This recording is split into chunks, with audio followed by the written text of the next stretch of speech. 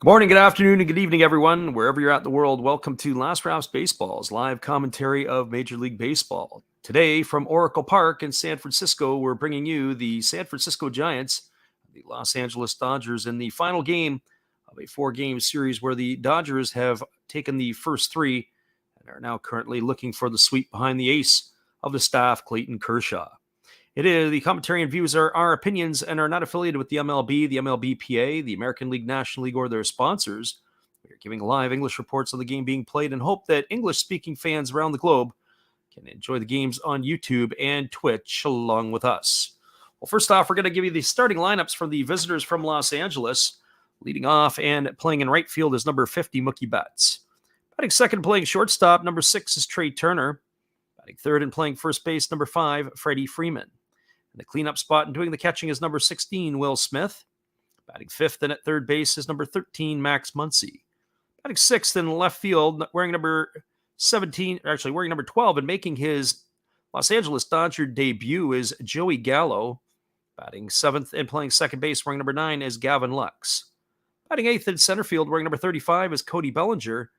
Batting ninth and doing the designated hitting is number 77, James Outman. And they are going to be facing Jacob Junis, who has pitched very well this year for the San Francisco Giants. The former Kansas City Royal takes to the hill with a 4-2 record. He's worked 58 in the third innings. He's allowed 49 hits, 18 runs, all of which have been earned. He has walked 12 and struck out 48. So he will take to the hill for the Giants, and they'll be facing the crafty and veteran left-hander Clayton Kershaw. As Kershaw is 7-3 on the season with 81 and a third innings under his belt. He's allowed 66 hits, 27 runs, 24 of which have been earned, 14 walks, 84 strikeouts, and he's got an ERA at 2.66. So that is the lineup, and now we are going to give you the lineup for the San Francisco Giants, who faces Kershaw today. Leading off and playing in left field, wearing number 13 is Austin Slater.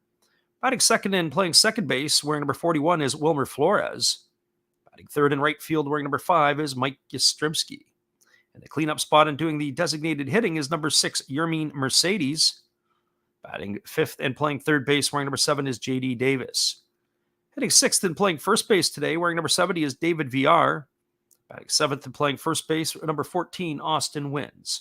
Batting eighth in center field, wearing number 58 is Bryce Johnson.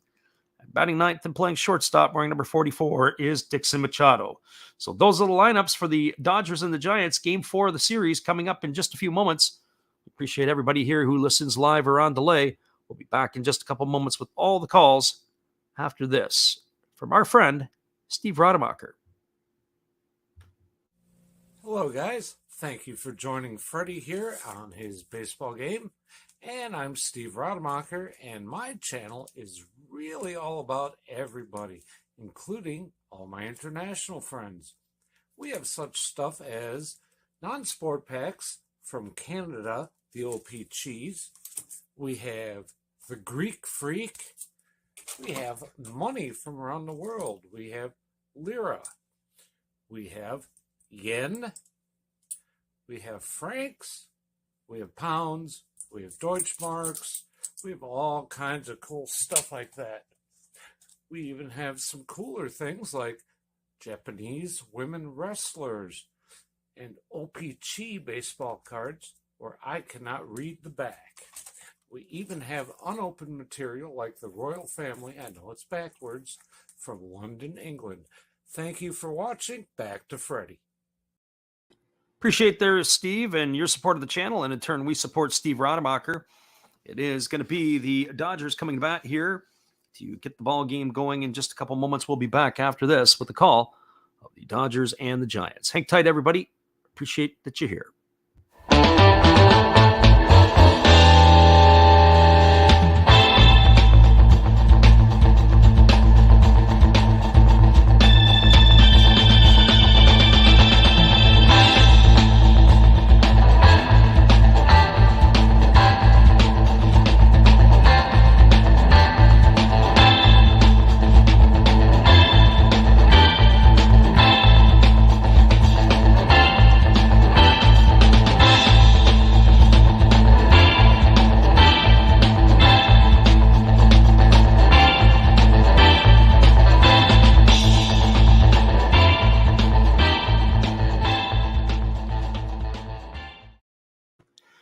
Welcome back, everybody. Jacob Junis is taking to the hill to start his warm-up tosses as he's ready to get things going. For Junis, he was acquired as a free agent after the last season last year from the Kansas City Royals. 29th on draft pick of the Royals back in the 2011 amateur draft. And he spent his entire career with Kansas City. He was with the Royals. As far as pitching is concerned, he had himself a 29-35 record in 5 seasons with the big club. He posted an ERA of 4.82. But since coming over to San Francisco, he has found his niche. He's an ERA at 2.78, which is well below his career numbers. His metrics are pretty good. He is striking out just slightly below a batter an inning. Not quite where he was earlier in his career when he was pitching for the Royals, where he could bring it up. That was, and especially last year, where he was just slightly over 1 per inning. So he is taking over on the hill here, or starting on the hill for the Giants. And he is going to be facing Mookie Betts, Trey Turner, and Freddie Freeman to get things going here. So he's just completed his tosses, and the Giants are throwing the ball around the infield, and we're ready to get this one underway. So Mookie Betts steps to the plate. He's had himself a home run in the series. He's not had what I would call a spectacular series for Betts, but he has done an efficient job in the top spot. He has been able to find his way on base in 2 of the 3 previous games. So here he is stepping into the box, ready to get things going. So Betts digs in from the right side, facing the right-hander Junis. He waggles the bat, and we are underway here at Oracle. As Junis kicks and delivers, it's a fastball taken for a called strike, and the count is 0-1. Beautiful day today. It's a sunny day at 66 degrees Fahrenheit. The wind is blowing out to straightaway center at 12 miles an hour, and there's a breaking ball that misses inside. The count goes even to 1-1. So 1 ball and 1 strike to Betts. The umpires for today's game working the plate today is Dan Bellino. There's a breaking ball swung on and missed by Betts, and the count now goes to 1-2. Phil Cousy is at first. Mark Ripperker is at second, and in the rocking chair at third base is Corey Blazer. Junis back to work. He delivers a pitch. It is a breaking ball swung on. It is lifted into deep right field. Moving back on it is Yastrzemski. He makes the catch, and that is going to retire Betts for the first out of the inning. So 1 up and 1 away, and that'll bring up the shortstop, Trey Turner. For Turner on the season, he's batting .306. He's got himself 17 homers and 76 runs batted in. Turner has been all over the base paths in this series. Last night, though, he had his 20-game hit streak come to an end as he went 0 for 4. The first pitch is a fastball that is swung on and fouled away, and the count is quickly 0-1 to Turner. That was the 3rd longest hit streak in the majors, and it's the 2nd time this year that Turner has gone 20 or more games with a hitting streak. He actually has the longest in all of baseball, as there's a fastball that misses outside. The count is 1-1. He had a 26-game hit streak earlier this year. Only 2 other players have had 20 or more streaks, and that would be Paul Goldschmidt had a 25-game streak, and there's a fastball swung on and fouled away, and the count is now 1-2.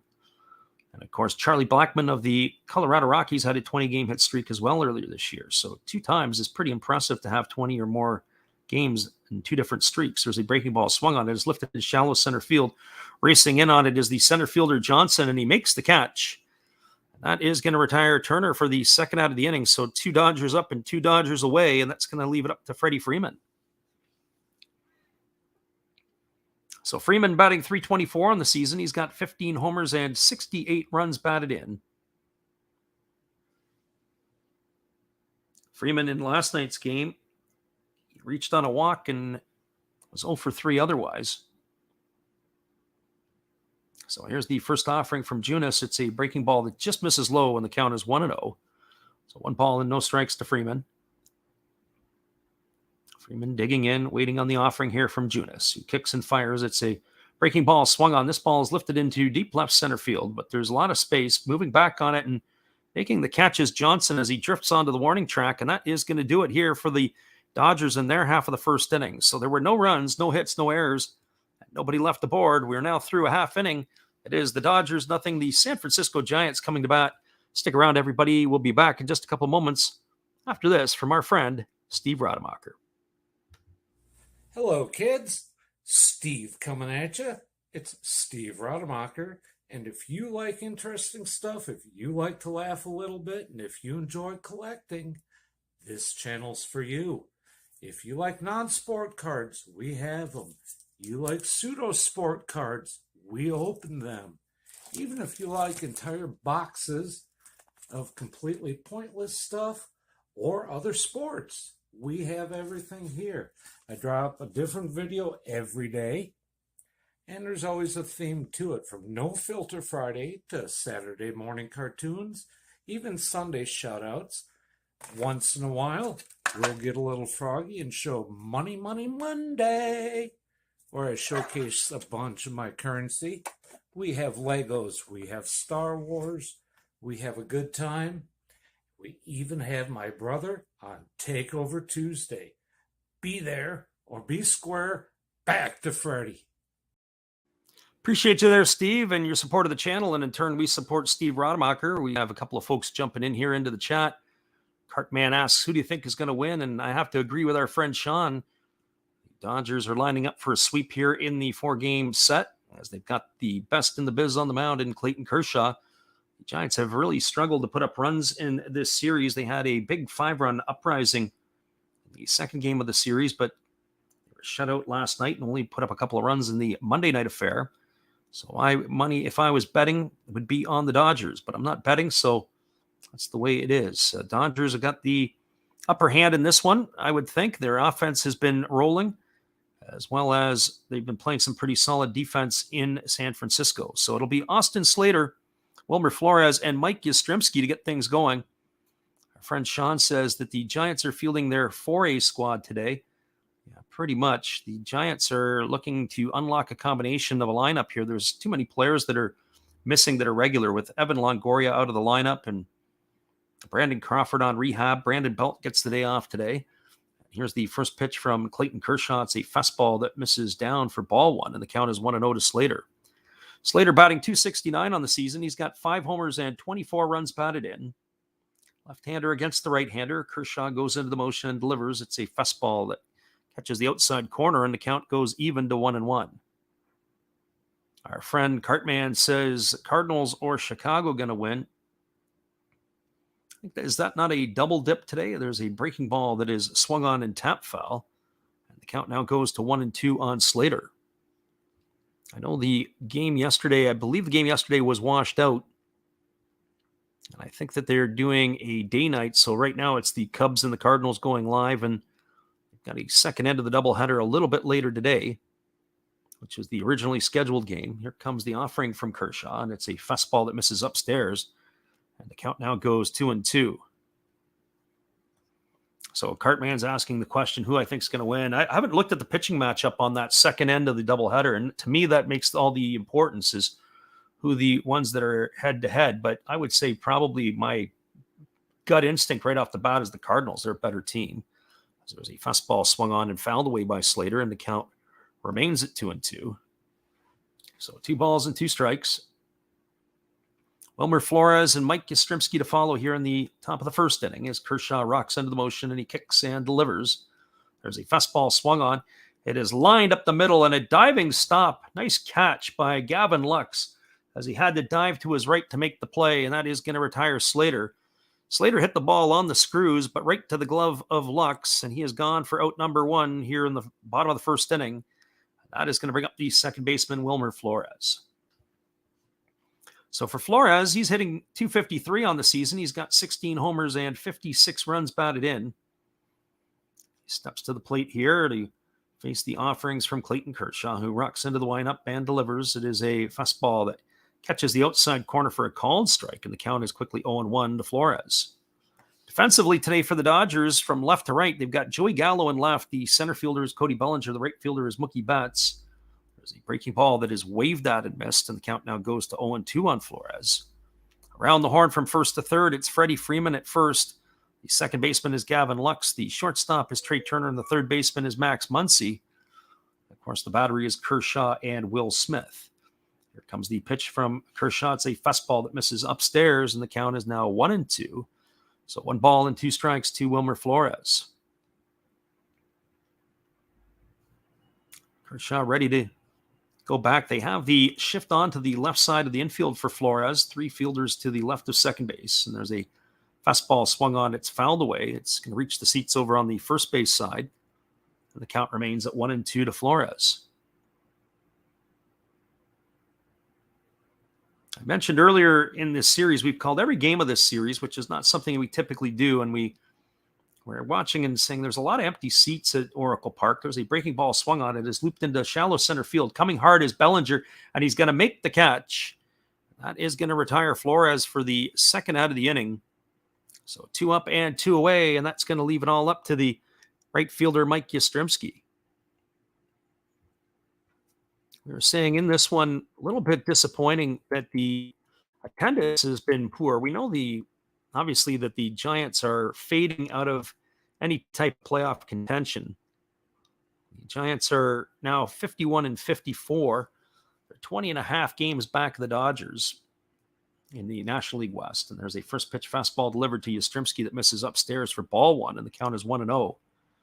Yastrzemski hitting .224. He's got 9 homers and 38 runs batted in. And here comes the offering from the lefty Kershaw, who kicks and delivers. It's a fastball taken for a called strike. Catches the outside corner, and the count's even at 1-1. But more importantly for the Giants, as they're 20.5 games adrift of the Dodgers in the West,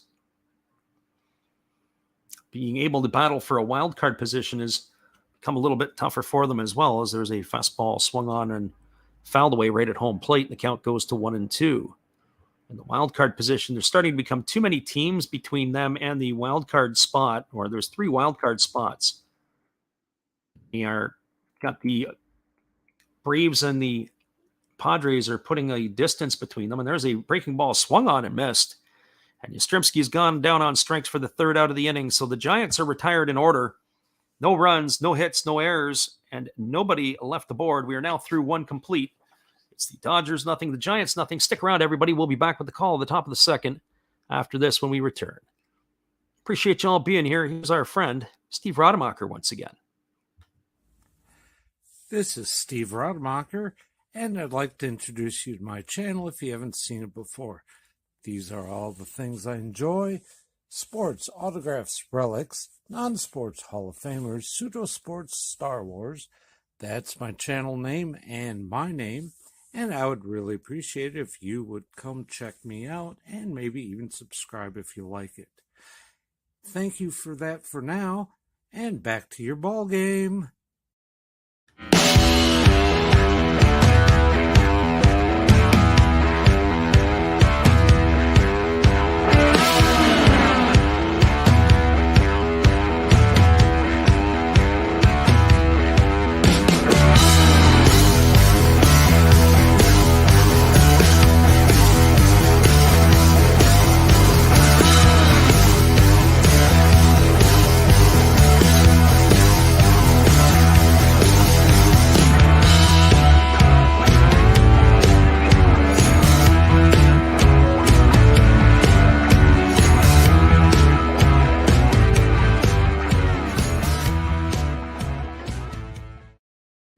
Welcome back, everybody. It is going to be the heart of the Dodger batting order coming to bat here in the top of the second inning. That means it's Will Smith, Max Muncy, and Joey Gallo to face the right-hander Jacob Junis. We were talking in the last half, the Giants starting to drift away, even in the wild card standings. Atlanta Braves currently have the lead in the wild card standings, and then the San Diego Padres would be second to that, and then the Philadelphia Phillies. But the Cardinals are a half game back of the Phillies in that wild card race, and the Giants are at 5.5 back and fading as they've lost 3 in a row and are 3-7 in their last 10 ball games. So the Giants are really struggling here if they're going to want to hang in and try to get one of those last 3 spots. There's a fastball swung on and fouled away, and the count is 0-1. But more importantly, as I said, I was a little disappointed in these first 3 games of the series. I know the Giants are struggling, but the San Francisco faithful, even though it's a Monday, Tuesday, Wednesday, Thursday, there's been a lot of empty seats. Usually when the Dodgers come to town, the longtime rivals will fill up the stadium no matter what. There's a breaking ball that misses down to Smith, and the count is 1-1. But even today, on a beautiful sunny getaway day on a Thursday afternoon, there's lots of empty seats at Oracle. And here's the pitch. It is a breaking ball swung. This ball is belted to deep left field. If it stays fair, it's going to be trouble, and it'll be just looks like it is hooking foul down the left field line, and that's going to run the count to 1-2. Waiting on that decision. That ball was hit as we get the replay of it, and it comes back. It just missed by maybe not even a couple of feet. It's down that far down the line. You have to wonder sometimes if it's worth even having a look at. So here comes the 1-2 pitch, and there is a breaking ball that misses down, and the count is 2-2. Obviously, the Dodgers weren't complaining, as they felt it was hook foul as well. So 2 balls and 2 strikes. Waggling the bat is the right-handed hitting Smith, and there's a fastball taken for a called third strike right down the middle, and Smith watches it go by for out number 1, and that is going to bring up the third baseman, Max Muncy. Our friend Sean says today that his only desire is for Junis to have a decent start. He's been a bright spot before the injury. Junis has been a huge bright spot. We mentioned at the top of the stream that when Jacob Junis was a Kansas City Royal, he was actually a 29th round draft pick back in the 2011 draft. There's a fastball that's taken for a called strike, and the count is 0-1. And he stayed his whole career with the organization until he was a free agent after last year, and he's come to San Francisco, and he's been a shot in the arm as there's a breaking ball that misses upstairs, and the count is 1-1. Pretty much all his metrics have improved right across the board. That is not so bad. So Junis ready to go back into the windup, and he delivers a breaking ball that just misses a bit low, and the count is now 2-1 to Muncy. Our friend Sean says that ownership has not adjusted the prices to the team performance, so there's no surprise that these seats are sparse. Yeah, that's unfortunate, especially when you got the Dodgers rolling into town. There's a breaking ball swung on. This ball is driven to deep left center field. This ball is going to get off the wall. Johnson plays it on a hop, and he fires it back in, and Max Muncy's got himself a one-out double here in the top of the second inning. It's the first hit of the ball game for either team. That is going to bring up the left fielder, Joey Gallo. Good piece of hitting there by Muncy as he was able to stay inside the ball and go the other way with it, driving the ball off the opposite field power alley wall, right off the Bank of America side. Good play also by the center fielder Johnson, who took it on the one hop. Made it much easier play than what it really looked like, and he was able to all in one motion fire it into second base. So here's the debut of Joey Gallo in a Dodger uniform, and as he takes a first pitch breaking ball down, and the count is 1-0. So 1 ball and no strikes. Sean says with ownership not adjusting the prices, and that is something they've got around in Major League Baseball, are these floating prices these days. There's a fastball taken for a called strike, and the count is 1-1. Saw that in Seattle recently, where the Mariners ticket prices were all over the map, and then they announced a sellout on the Friday right after back from the All-Star break. I'm not sure if they were counting empty seats as sellouts, but then they went over to StubHub and the prices had tripled. So there's a little bit of gamesmanship going on in some of the ticket pricing these days in Major League Baseball. There's a fastball swung on and fouled away. The count remains at 1-2. Sean says the first half of the season he would have snuck out of work for a game like this, but not so much right now with the Giants fading in the National League West and their playoff hopes looking unlikely. So here comes the 1-2 pitch, and there's a fastball that misses upstairs, and the count now is 2-2 on Gallo. Sean said it would have cost me more to go to this one than before the break, which is too bad. This is normally a matchup that you can circle on your calendar and anticipate being a fun ball game to be at. There's a breaking ball taken for a called third strike. Gallo stood there like the house by the side of the road and watched it go by for out number 2. As Gallo's strikeouts continue to mount this year. That's his first at with the Dodger, and he picks up the pace where he left off with the Yankees. With the Yankees, had 233 at-bats. He had 106 strikeouts. That is an alarming rate. So I'm curious to know what Dave Roberts' computer had in mind when they acquired Joey Gallo. There's another left-handed bat in their lineup. So that brings up the left-handed hitting Gavin Lux. The first pitch to Lux is a fastball taken for a called strike, and the count is 0-1. Gallo is certainly a thorn in the side of the offense for the Yankees, and the Yankee fans were more than happy to get rid of him. I hate to say it. They looked like in some of the channels we've seen, they're already packed his bags for him. And there's a breaking ball that is swung on and fouled away, and the count now goes to 0-2 on Lux.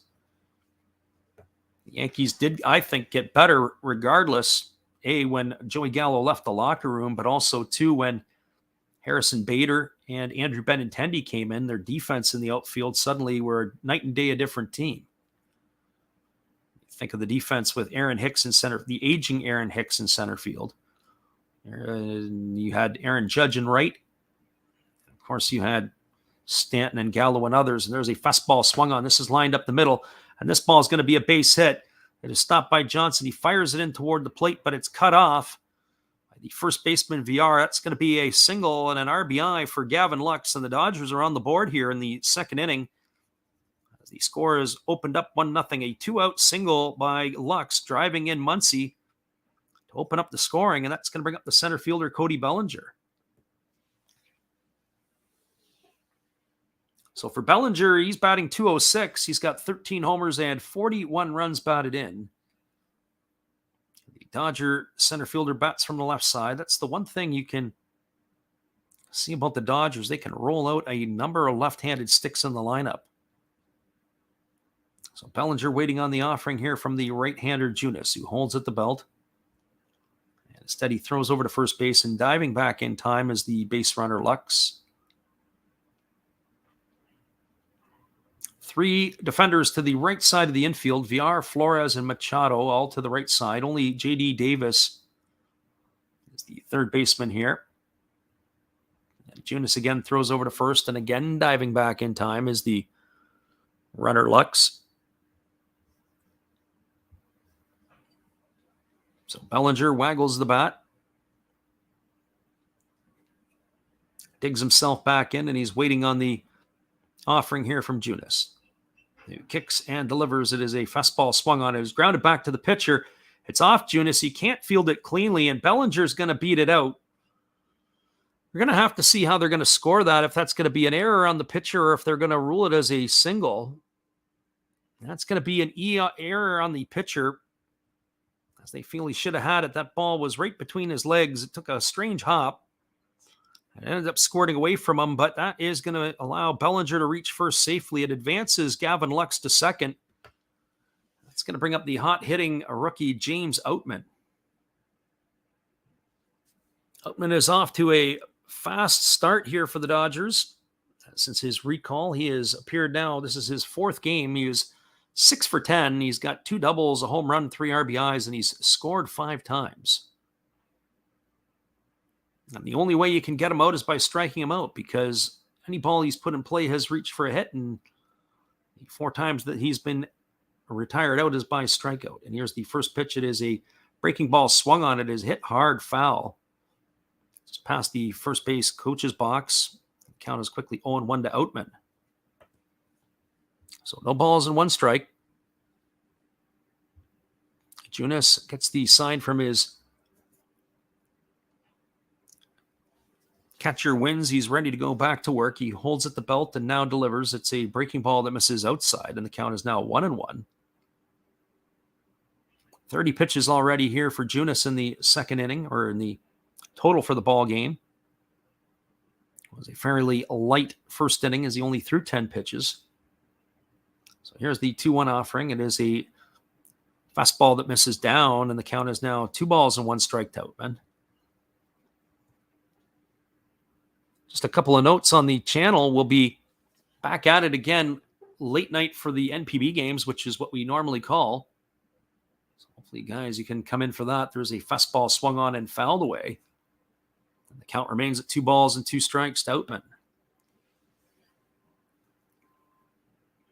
A young man in a Dodgers outfit sitting next to his friends with the Giants, who brought his glove to the game, makes a nice stab on that one.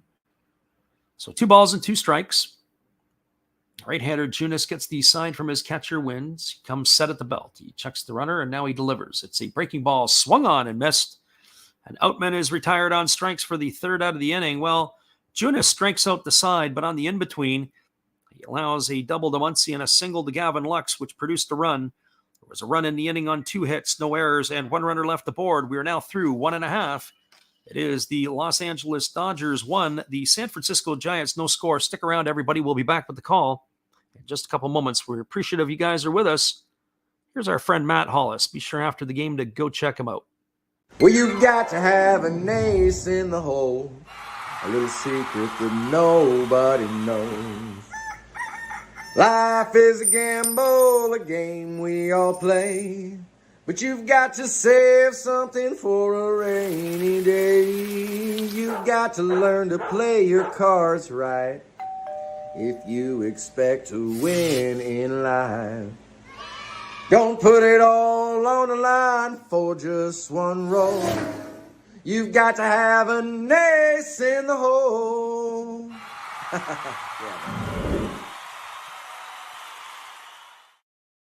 That's right, everybody. After the game, be sure to go check out Matt Hollis and another Hollis build. He's got all kinds of entertaining stuff for you. We got Chris the Hobbyist in the house. We welcome you as well, Chris. We'll be back in just a couple moments after this with all the action. 1-0 for the Dodgers as we cruise to the bottom of the 2nd inning.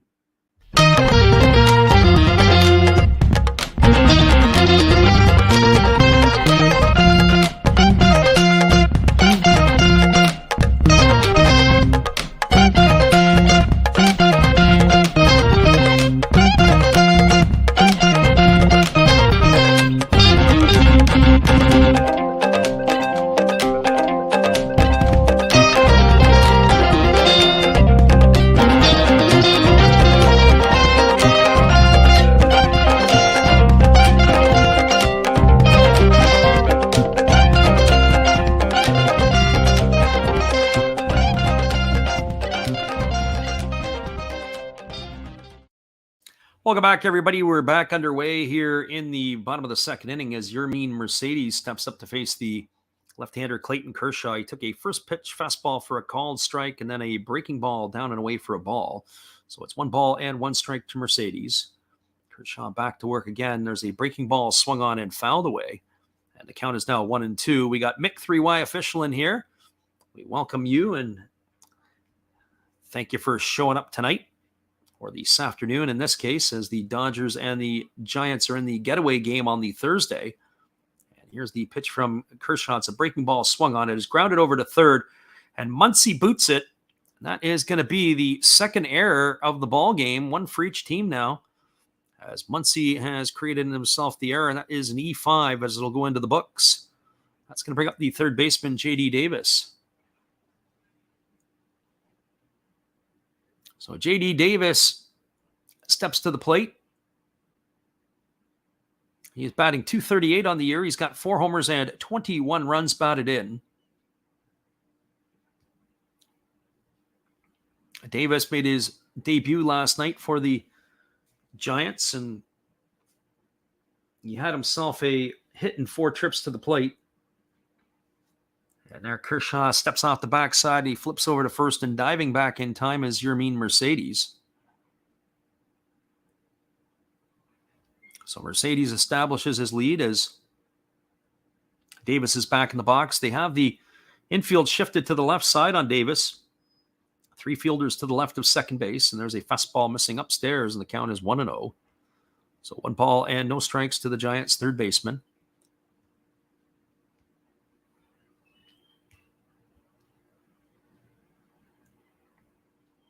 As we said in this one here, as they pan back, we see a lot of empty seats at Oracle Park. As we said, it's a little bit of a shame, especially when you've got the visiting pitcher Clayton Kershaw on the mound. There's a fastball that's taken for a called strike. Count is 1-1. I don't know about my listeners, but I always enjoy when there's a good pitching matchup.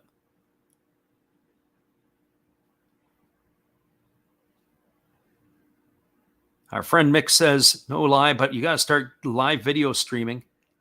I think it would add more excitement, giving your reactions to certain plays for real. Now, the only problem to that is that we've got copyright issues. I know that some are doing some things in the Yankee market, which I find interesting. There's one guy, he does stuff where it's like flashing in and out, black and white. There's a breaking ball that misses down and in, and the count is 2-1. That's the way she goes. Maybe we'll do it for real if we're sitting in the booth in San Francisco and Mike Krukow or Dwayne Kuiper decide to retire. So 2 balls and 1 strike. And Kershaw holds himself set at the chest, and now he kicks and delivers. It is a fastball taken for a called strike. And the count is now 2 balls and 2 strikes to J.D. Davis. David Villar will wait his turn on deck. So Mercedes, who reached on the air by Muncy, is getting his lead over at first base. He's not really a threat to run. Here comes the offering now from Kershaw, who kicks and delivers. It's a breaking ball swung on. It is lifted into deep right field. This ball is going to travel. This ball is going to carry, and this ball is going to go. A home run for J.D. Davis going the other way. A 2-run shot here in the second inning. That's going to drive in Mercedes ahead of him, and the Giants are on the board. That ball there, it looked like he just threw the bat out at it, and the barrel head was able to make the contact, and the ball just kept sailing and sailing and sailing, and out it went to right field. And when I say that, when he released it, it hardly looked like it was going at all. We know before the game the wind was blowing out to straightaway center field at 12 miles an hour, but in San Francisco, it's always changing. And there's a first pitch fastball delivered to VR, and this ball is hit to deep left field. And moving back just in front of the warning track is Gallo, and he's going to make the catch. So 2 balls struck hard off the slants of Kershaw. So VR is gone for the first out of the inning. That's going to bring up the catcher, Austin Wynns.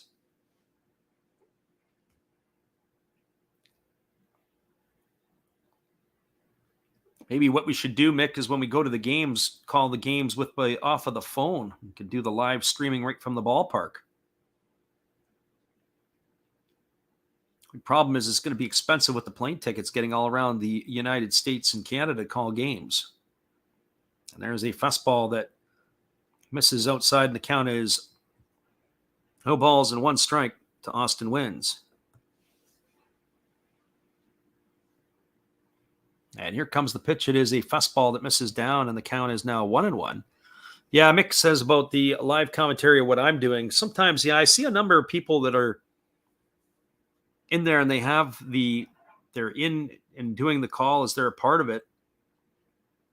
And I've never been so huge on something like that because it is kind of the radio stream. There's a breaking ball swung on and fouled away, and the count is now 1-2 to Austin Wynns. I say that because really what's important is the play-by-play. I've looked at other folks, and they've had the box scores up on the screen. They've had different things. I think in some ways it becomes a distraction more than a hindrance. And there's a breaking ball that is swung on and missed. And Wynns is gone for the second out of the inning, so 2 away, and that's going to leave it all up to the center fielder, Bryce Johnson. But I would like to do something a little bit different with the background than maybe just the logo running there and the ticker underneath. Possibly maybe the lineups or something along those lines. But again, it's just something that becomes more of a distraction than it is if people are listening in or running the stream as they're walking around. So we'll see. So Kershaw ready to face Johnson as he kicks and delivers. And there's a fastball swung on and it's lifted foul into the seats, and the count is 0-1. Johnson made his debut last night for the Giants. His big league debut. He had 2 at-bats. He struck out and flew out to right field. He is a speedy fella who can run a little bit, and so the Dodgers last night were playing the infield in against him because he is a threat to bunt. There's a fastball that misses upstairs, and the count is now 1-1. So 1 ball and 1 strike. Kershaw rocking into the motion, and he kicks and delivers. It is a breaking ball that drops in for a called strike, and the count is now 1-2 to Johnson. So 1 ball and 2 strikes. Johnson waggles the bat, waiting on the offering from the lefty Kershaw, and there's a fastball swung on it. It's grounded foul down the third baseline, and the count remains at 1-2. So 1 ball and 2 strikes to Johnson. Dixon Machado waits his turn on deck should the center fielder find his way on base here. So here comes the offering from Kershaw. The 1-2 is now on the way, and it is a breaking ball that just misses outside. The count is now 2-2. So 2 balls and 2 strikes.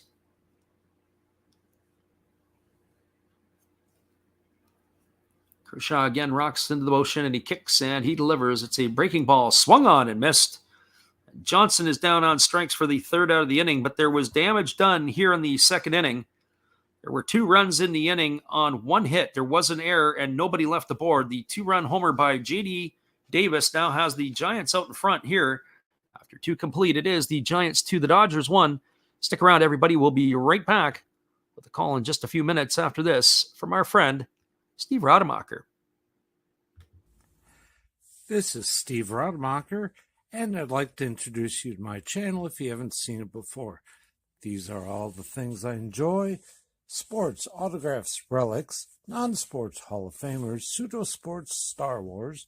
That's my channel name and my name, and I would really appreciate it if you would come check me out and maybe even subscribe if you like it. Thank you for that for now, and back to your ball game. Hey everybody, thanks for checking out the game and Last Raps Baseball. This is Dave, Zero Thought Sports Cards. If you like pack openings, baseball, all that good stuff, check us out. Drop a comment on our channel this month to win a mystery pack of cards. All you gotta do is say Last Rap sent you to be entered. And we'll drop a video later on this month announcing the winner. Enjoy the game. Thanks again, Dave. We appreciate you and your support of the channel, and in turn, we support Dave. We'll be back in just a couple moments with the call of the top of the third inning. We're glad you're with us. 2-1 for the Giants. Stay tuned, everybody. We'll be right back.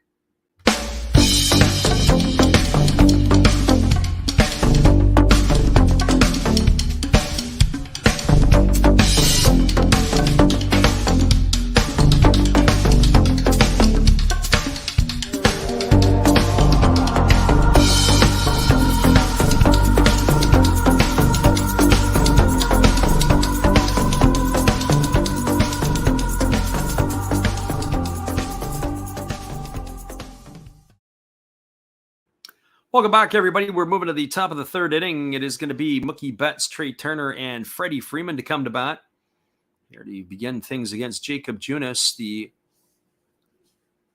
Dodgers responded with 2 runs in the bottom of the second inning after the Dodgers got things going in the top of the second. As the first pitch is a breaking ball taken by Betts for a called strike, and the count is quickly 0-1. There's another breaking ball delivered to Betts that misses outside, and the count is now 1-1. So 1 ball and 1 strike. I was thinking about what our friend Mick is saying there. He says maybe videoing on top of you, there's a fastball that misses down, and the count is now 2-1. We're laughing a little bit, saying maybe what I need is to really spike it up is you get a young lady in the bikini tops and put her in the background, and we get all kinds of people coming in. There's a fastball swung on and grounded foul. The count is now 2-2. But that would probably attract a whole different kind of audience to the ball game that we would have. So 2 balls and 2 strikes. And here comes the offering from Junis. It's a fastball swung on, and it's lifted foul down the right field line, and the count is 2-2. Still to Mookie Betts. Especially when we stream on Twitch. We do this both on Twitch and on YouTube. If you ever get a chance to get over to Twitch, there's all kinds of crazy stuff going on. It's more of a gaming type of channel.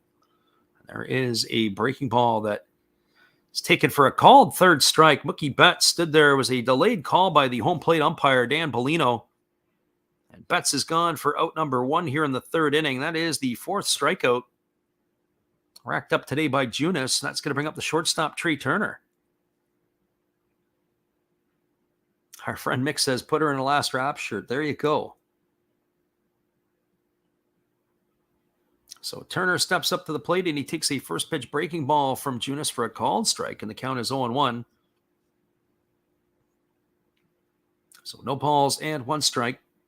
Right-hander rocks and delivers. There's a breaking ball swung on. This ball is hit to deep left field.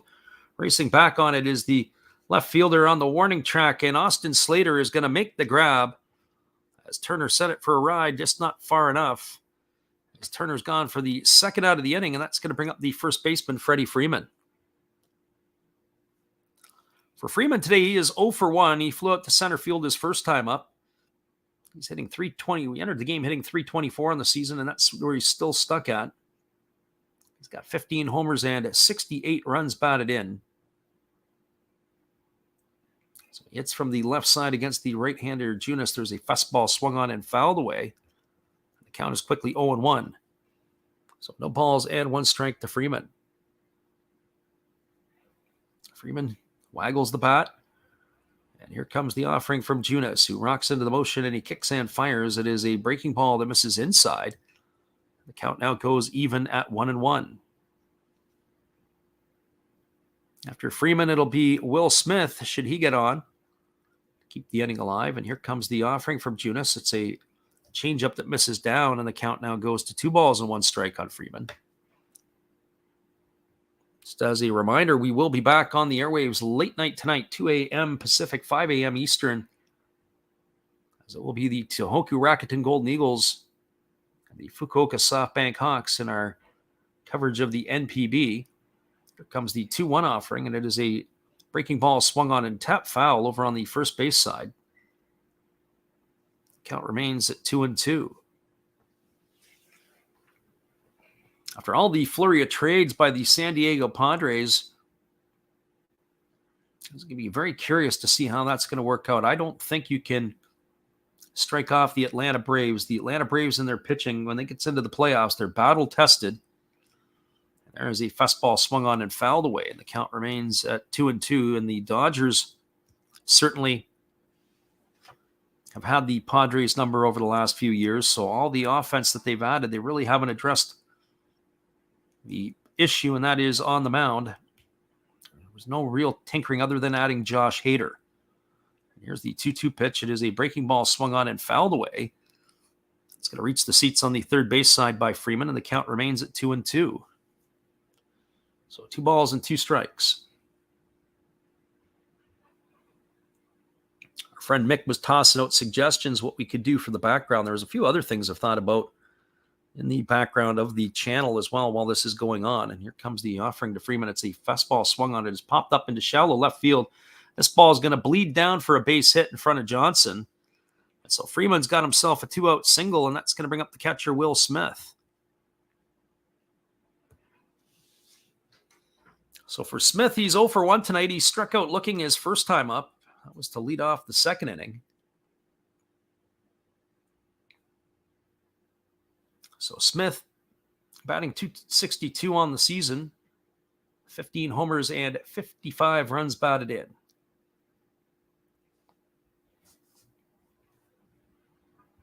And Junis gets the sign from his catcher, Wins. And he works it from the belt. He kicks and delivers. There's a breaking ball that misses upstairs, and the count is 1-0. So 1 ball and no strike to Junis. 49 pitches already for the San Francisco right-hander. Smith waggles the bat. Junis now comes set. And he kicks and delivers. It's a fastball that catches the inside corner, and the count goes to 1-1.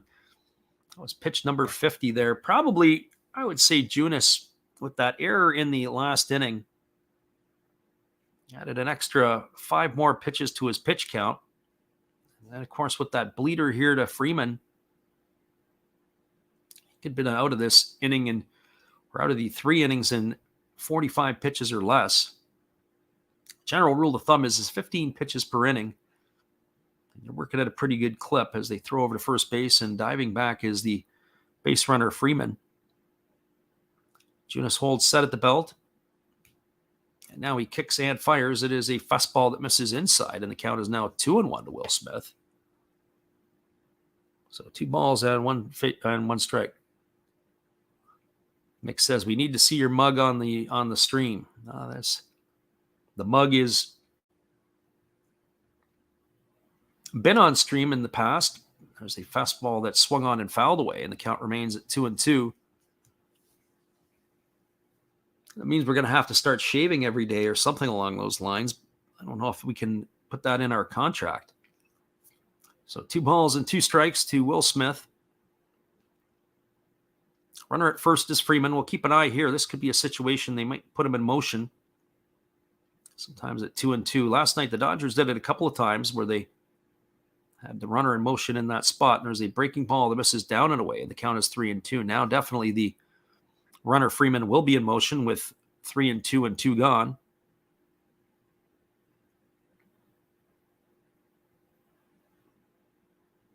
So 3 balls and 2 strikes to Smith. As he waggles the bat, Junis comes set at the belt. There goes the runner. Here's the pitch, and it is a breaking ball that misses down and away, and Smith is aboard.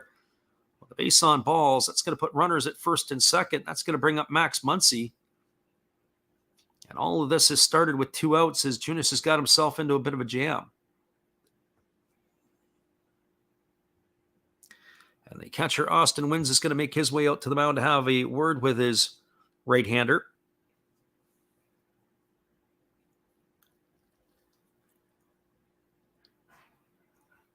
This ball game here, we're in the top of the 3rd inning. We said before that the Giants probably fading here in the National League West. Now, mind you, you have to run into the Dodgers and some of these other teams. It's a challenge for you, but they're going to have to beat up on some of the weaker sisters of the league. They got the Oakland Athletics coming up here in the next week or so. So here comes the pitch from Wins. It's a breaking ball swung on and fouled away, and the count is 0-1 to Muncy. So their schedule over the next little bit, they're going to have to capitalize on some of the opponents that they're playing against to revert these ways that they've run into against the Dodgers. After this series is done, they get tomorrow off, which is a bit of a quirk in the schedule, and then they play Oakland for 2, and there's a ground ball that is hit just to the first base side, but it rolls foul. It's going to run the count to 0-2 on Muncy. That was like a swinging bunt. They got tomorrow off, and then they go play at Oakland for 2, and then they go to San Diego for 3. Then it's going to be a homestand where they got the Pirates and the Diamondbacks coming in. So they're going to have to do some damage there. And then they go to Colorado, and then they go to Detroit. So more teams that they're going to have to start beating up on in the month of August here if they're going to want to find their way back into any type of playoff talk. So Junis gets the sign from his catcher, Wins. He holds set. Now he kicks in and delivers. It is a breaking ball that misses down, and the count is now 1-2 to Muncy. Muncy today had a double his first time up. He's 1 for 1, and he's scored the only run for the Dodgers. Now it is 57 pitches for Junis. I'll say this, that the Giant bullpen hasn't really been taxed. They've used it over the last couple games in this series. There's a breaking ball swung on. It has popped up on the infield. This ball is playable. It's over, and the first baseman, VR, is going to make the catch. And that is going to do it here as it'll retire Muncy for out number 3. Well, there was no runs in the inning. There was a hit, no errors, and 2 runners left aboard. We're now moving to the bottom of the 3rd. It is the San Francisco Giants 2, the Los Angeles Dodgers 1. Stick around, everybody. We'll be back at the call in just a couple moments. Appreciate you guys all for being here with us. Here is our friend Steve Rademacher once again. Hello, friends. Steve coming back at you, a clean-shaven Steve. Thank you for watching The Last Raps Baseball.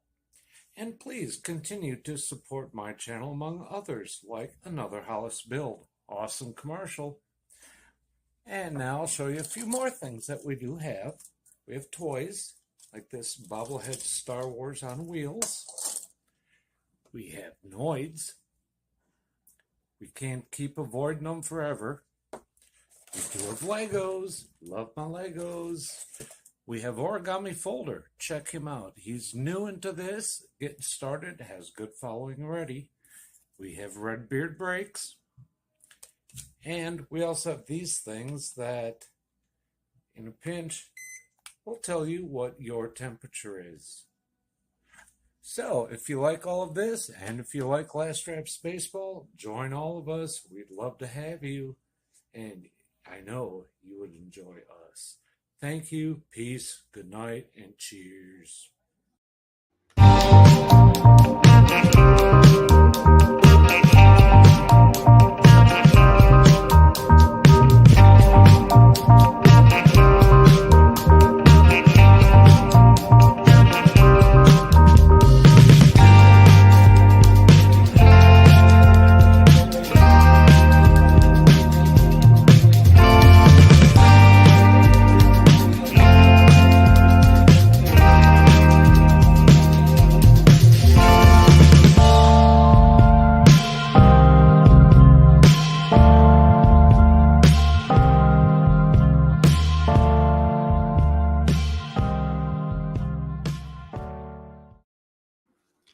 Welcome back, everybody. It is going to be the 9-1-2 hitters in the batting order to face Clayton Kershaw here in the bottom of the third inning. And the first pitch is a fastball that misses up and away to Dixon Machado for ball one. Machado, Slater, and Flores are the 9-1-2s. Machado hitting 167 as he takes a breaking ball over for a called strike, and the count is 1-1. Machado made his Giants debut on Sunday against the Cubs on Sunday Night Baseball. He had been out of Major League Ball since 2018. There's a fastball that catches the inside corner, and the count now goes to 1-2. The right-handed hitting Machado had spent time with the Cubs organization at AAA in 2019. And he went to the Korean League and then came back to the Cubs. There's a breaking ball swung on. This ball is lifted into shallow right center field. It's going to get down for a base hit. Machado is aboard with a leadoff single here in the third, and that's going to bring the top of the order, Austin Slater, up. For Slater today, he is 0 for 1. He has not had a great series against the Dodgers. He was hitless in last night's game and 4 trips to the plate. He was also hitless in the game before on Tuesday night in 5 trips to the plate. And so here comes the first offering from Clayton Kershaw. It's a breaking ball that drops in for a called strike, and the count is 0-1. And then the opening game of the series, he was 0 for 4. So, including tonight, or this afternoon's game, he's 0 for 14 in the series. So he's going to be one that's probably going to be helping the Dodgers pack their bags to help get them out of town, because he certainly got Slater's number. There's a fastball that swung on and missed. The count is now 1-2. Or no balls and 2 strikes. So no balls and 2 strikes to Slater. Slater's probably hoping a ball at this point. Anything that prevents him from having to swing the bat, because he's been challenged here against these Dodger pitchers. So here's the 0-2 offering from Kershaw. He kicks and delivers. It is a breaking ball swung on. It's grounded over to third. Muncy throws to second for 1. Back to first. That is going to be a 5-4-3 double play. That is going to race Machado for the first out at second. Slater gone on the backside. And that is 2 away now here in the bottom of the third inning, and they'll bring up the second baseman, Wilmer Flores. For Flores, he's 0 for 1 today. He's flown out to center field his first time up. Flores' average has slipped to .252 on the year. He's got those 16 homers and 56 runs batted in. And here's the first pitch from Kershaw. It's a breaking ball that misses down and in, and the count is 1-0. So 1 ball and no strikes. Well, it looks like that play by Muncy made up for the error that he made earlier. He's surely not Justin Turner at third base. There's a fastball swung on. Its line foul down the left field line. That's going to run the count to 0-2. Joey Gallo's going to head over to get it and flip it into the stands. They don't have a ball dude out there today. It's a ball gal, I guess. I'm not sure what they refer to the ladies as they've got them there. The ball dudes have been in form here in San Francisco, and now they've got some elderly ladies that are out there making the play as well. So 1-1 to Flores. Kershaw rocks into the motion, and he kicks and he delivers. It's a fastball that just comes inside, and the count is now 2-1. So 2-1 to Flores. I always kind of measure the ball game in thirds. And here's the pitch from Kershaw. It's a breaking ball that misses down, and the count now goes to 3-1. The tempo and the pace of the game, if it takes 3 hours to play a 9-inning game, where do we usually fit in? If they can retire Flores here, then we're working 5 minutes under the pace. There's a breaking ball that misses, and that is going to be ball 4. Flores gets himself a 2-out walk. That's going to bring up the right fielder, Mike Yastrzemski. For Yastrzemski, he is 0 for 1. He struck out his first time up. His average has slipped to 223. He's really struggled for consistency this year. Yastrzemski has enjoyed a few seasons in the San Francisco uniform, but this is probably one that he would like to have a do-over on.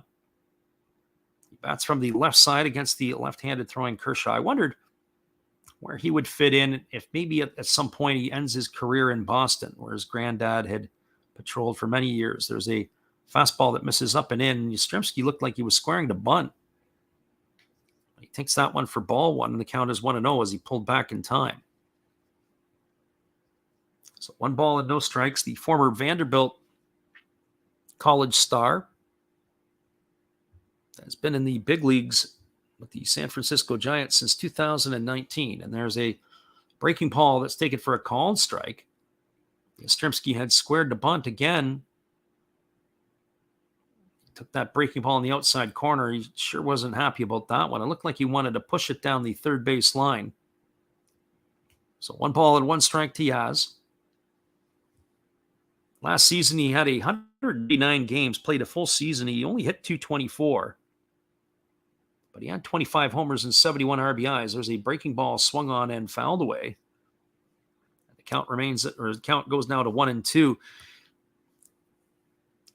This year here, his home run production is off and his RBI totals are down. So he's not going to reach the numbers that he put up last year. So a little disappointing. There are some disappointments in the Giants lineup. Lamont Wade Jr., another one who was hurt to start the year and has really struggled to get anything going. There's a fastball that misses upstairs, and the count is now 2-2 to Yastrzemski. So you have to think that there are probably going to be changes coming in the offseason in San Francisco with Brandon Belt, Brandon Crawford. One is expecting that neither of those players will be back next year. It's probably going to be retirement for them. As here comes the 2-2 pitch. Kershaw delivers a breaking ball that just misses upstairs. The count is now 3-2 to Yastrzemski. So the runner Flores will be off to the races here when the pitch is delivered to the plate. So waggling the bat is the left-handed hitting Yastrzemski. Here comes the 3-2 from Kershaw. There goes the runner, and here's the pitch. It is a breaking ball swung on and fouled away. The count remains at 3-2. So 3-2. Waiting on deck is Yermin Mercedes. Should Yastrzemski find a way on? It's another player that we've seen is Mercedes has been really falling off here recently. His average has not benefited in this series by facing Dodger pitchers, that's for sure. There's a fastball swung on and fouled away, and the count still is 3-2 to Yastrzemski. It's going to be the 8th pitch of the at-bat. The Dodger left-hander ready to go here. He's thrown fastballs, sliders, curveballs. He's thrown everything up to Yastrzemski here except the changeup. So here comes the 3-2 offering. He kicks and fires. It is a breaking ball swung on. It is popped up behind second base. Coming in on it is Bellinger. Moving back on it is Lux. It's going to be Bellinger who makes the catch. And that is going to do it here as Yastrzemski's gone for out number 3 in the 3rd inning. Well, there was no runs in the inning. There was a hit, no errors, and 1 runner left aboard. We are now through 3 complete. It is the Giants 2, the Dodgers 1. Stick around, everybody. We'll be back with the call in just a couple moments. We're glad you guys are with us again here today here is our friend Dave again. Thanks for checking out Freddie and Last Raps Baseball. It's time to announce the winners of this month's mystery pack. Boom! Josh S., you're the winner. Congratulations.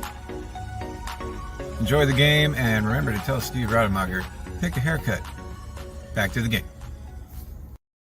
Appreciate you there, Dave. It is 2-1 for the Giants as we're moving to the top of the fourth inning. Stick around, everybody. We'll be back in just a few. Hello, guys. Steve Rademacher coming at you. I'm having my 500 subscriber giveaway if we get there by the end of this year. That's my name and my channel, Steve Rademacher. All you have to do is be publicly subscribed, and then you can enter to win once we hit the magic number. Either an unopened, still sealed box of Star Trek official trading cards, Next Generation and Original Series. If that's not your cup of tea, we have Fleer Adrenaline with a Deer Dick rookie card. I have pulled out an autograph from one of these, and there are relics. If that's not your thing, how about an unopened box of 1987 Donruss Baseball? Just come watch me, subscribe, and enjoy the show. Thank you. Appreciate you there, Steve, and your support of the channel. And in turn, we support Steve Rademacher. We are now moving to the top of the fourth inning. It is Joey Gallo, Gavin Lux, and Cody to face the right-hander Jacob Junis. Junis had struggled a little bit in terms of what I like to call pitch efficiency, as he got himself into a couple of situations. He made an error back in the second inning. And on top of that, he also has found itself when he was able to retire the first two hitters of the third inning to allow a single and a walk. It's ratcheted his count up to 58 pitches through 3 innings. The first pitch to Joey Gallo misses down, and the count is 1-0. There's a breaking ball that misses outside, and the count now goes to 2-0 on Gallo. Gallo, we mentioned, struck out looking his first time up. He has been one of those ones that has had his challenges. We've got Steve Rademacher in the house as well today as Matt Hollis. There's a breaking ball that is swung on and missed, and the count is now 2-1 to Gallo.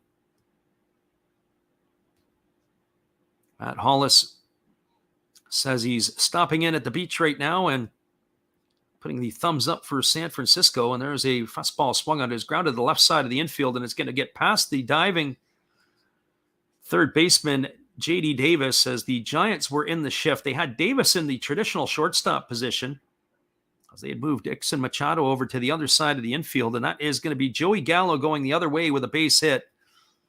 Make a note of that one. You don't see that every day, and he is aboard with a single, and that's going to bring up the second baseman, Gavin Lux. So for Gavin Lux, he's 1 for 1 today. He singled his first time up. He also drove in Max Muncy with the only run of the game for the Dodgers. So 1 for 1 for Lux. Junis gets the sign from his catcher, Wins. He holds at the belt, and he kicks and delivers. It's a fastball that just misses outside for ball 1, and the count is 1-0. Lux on the season has raised his average to 297. He's got those 4 homers and 32 RBIs. Something I'd be interested in Lux is to see how his power plays out as he gets a little bit older, as he continues to develop and he strengthens. There's a breaking ball that misses outside, and the count is now 2-0.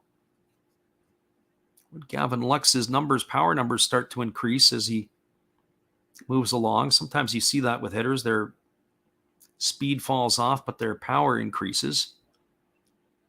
So here comes the 2-0 offering, and it is a fastball taken for a called strike, and the count is now 2-1. There was talk before the deadline that Lux may be packaged up and moved off. There was thoughts that he could have been involved in a trade that would have brought back the Juan Soto to the Dodgers. And here's the pitch. It is a fastball swung on and fouled away, and the count now is 2-2. I'm not so sure about that. I think that Lux has really started to settle in. The last year when Corey Seager was in the mix, and you had Trey Turner, and of course you had Lux, when they walked away from Seager, literally and figuratively, allowing him to become a free agent, or maybe it was Seager who walked away from the Dodgers, allowed Trey Turner the slot right in neatly at shortstop. He's played very well this year. And then if you got Gavin Lux, allowed him to play second base. They were going with Max Muncy at second base, but Muncy's been absolutely tragic this season at the plate. He's been hitting well below 200 for the last, well, pretty much the whole season. So here comes the 2-2 pitch. As Junis holds at the belt, and now he kicks and fires. It is a breaking ball swung on. This ball is lined into right field. It's going to get into the corner. It's off the wall. Digging around second and heading for third is Gallo.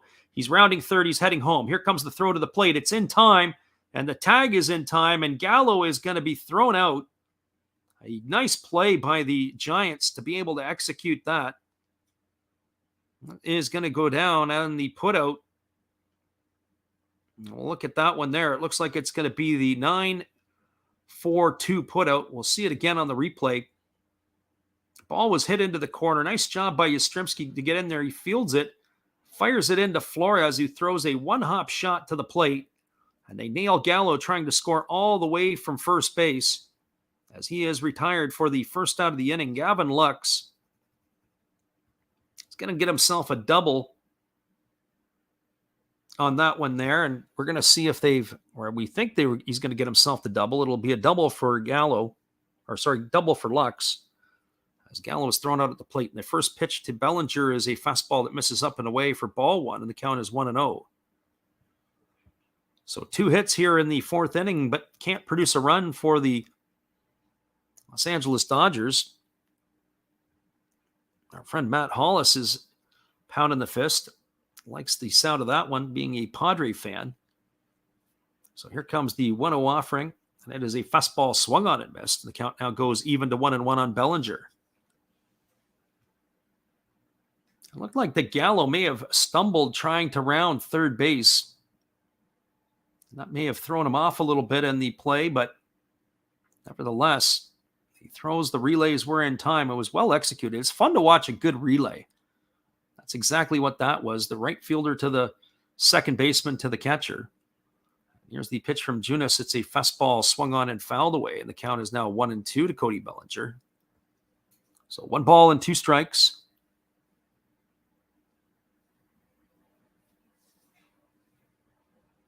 Bellinger waggles the bat, gets himself back in the batter's box, ready to face the 1-2 offering from Junis. In some ways here, I think that the manager, Gabe Kapler, is hope that Junis can escape this inning and get him one more. There's a fastball that misses down, and the count is now 2-2. They can bring the bullpen in to bring him home. It's 71 pitches already here for Junis in the fourth inning. Junis leans in. He gets the sign from Wins. And now he comes set. Takes the breath, and now he delivers. It is a breaking ball that misses inside, and the count is now 3-2 to Bellinger. It'll be the designated hitter, James Outman, who waits his turn on deck, and then it'll be the top of the order. So it'll be important here for the right-hander to try to retire these two. He doesn't want to get the top of the order coming up with some ducks on the pond. So here comes the 3-2 pitch to Bellinger. He kicks and delivers. It is a fastball swung on and missed. Bellinger goes down on strikes for the second out of the inning. So 2 away, and that's going to leave it all up to the designated hitter, James Outman. For Outman today, he's 0 for 1. He struck out his first time up. We said on the season, as Homer Bailey is going to make a trip out to the mound. Have a word with his right-hander. Outman entered the game today 6 for 10. And the 4 outs that he had were all via the strikeout. Well, Outman struck out today, so he's reached base 6 times, and the only way you can get him out is by the strikeout. He has not put a ball in play and been retired that way yet. So as Bailey continues the conference here with his right-hander, Junis, there is action in the San Francisco bullpen. They do have a right-hander up and throwing as they're getting loose here. This is a turning point right here in the ball game as there's 2 gone here in the top of the fourth. Bailey has had his word with the pitcher, and now he's heading back.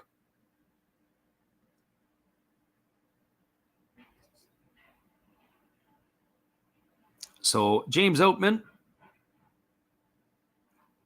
steps up to the plate. A lot of Dodger fans in San Francisco. And as we said earlier, with all those empty seats, in some ways the Giants have been outgunned today. A lot of empty seats. There's probably more empty seats in Dodger fans than there are Giants fans in the stands.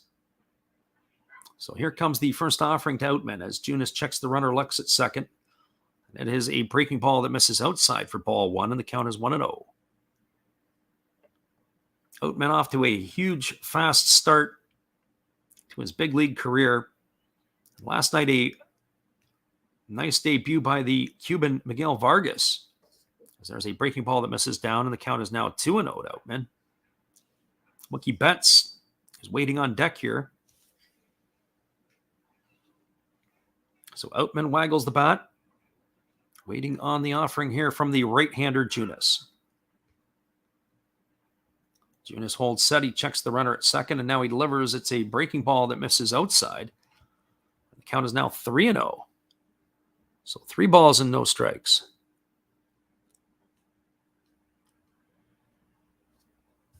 Junis again checks the runner Lux at second. He kicks and delivers. There's a fastball taken at the knees for a called strike. It looked like Outman was starting to make movements toward first base, but the right-hander Junis was able to get the call from the home plate umpire, Dan Bellino. So here's the 3-1 offering. It's a fastball swung on. This is fouled away, and now the count runs to 3-2.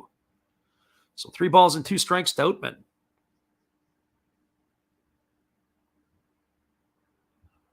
We will give some updates from around the major leagues, because there's all kinds of games that are going on this afternoon. Here comes the 3-2 pitch. It is a breaking ball that misses down and in, and Outman is aboard with a walk. That is going to put runners at first and second with 2 gone. And that is going to bring Gabe Kapler out of the dugout, as he has seen enough. So hang tight, everybody. We're going to have ourselves a pitching change as Jacob Junis' day is done. Giants are going to the bullpen. It is going to be Brebbia who's coming in just a moment. We'll get you all the information when we return. Hang tight, everybody. We appreciate you all for being here. While we're waiting, here's our friend Matt Hollis. Good evening, ladies and gentlemen. Namaste. Hey, I hope you guys have been enjoying the game.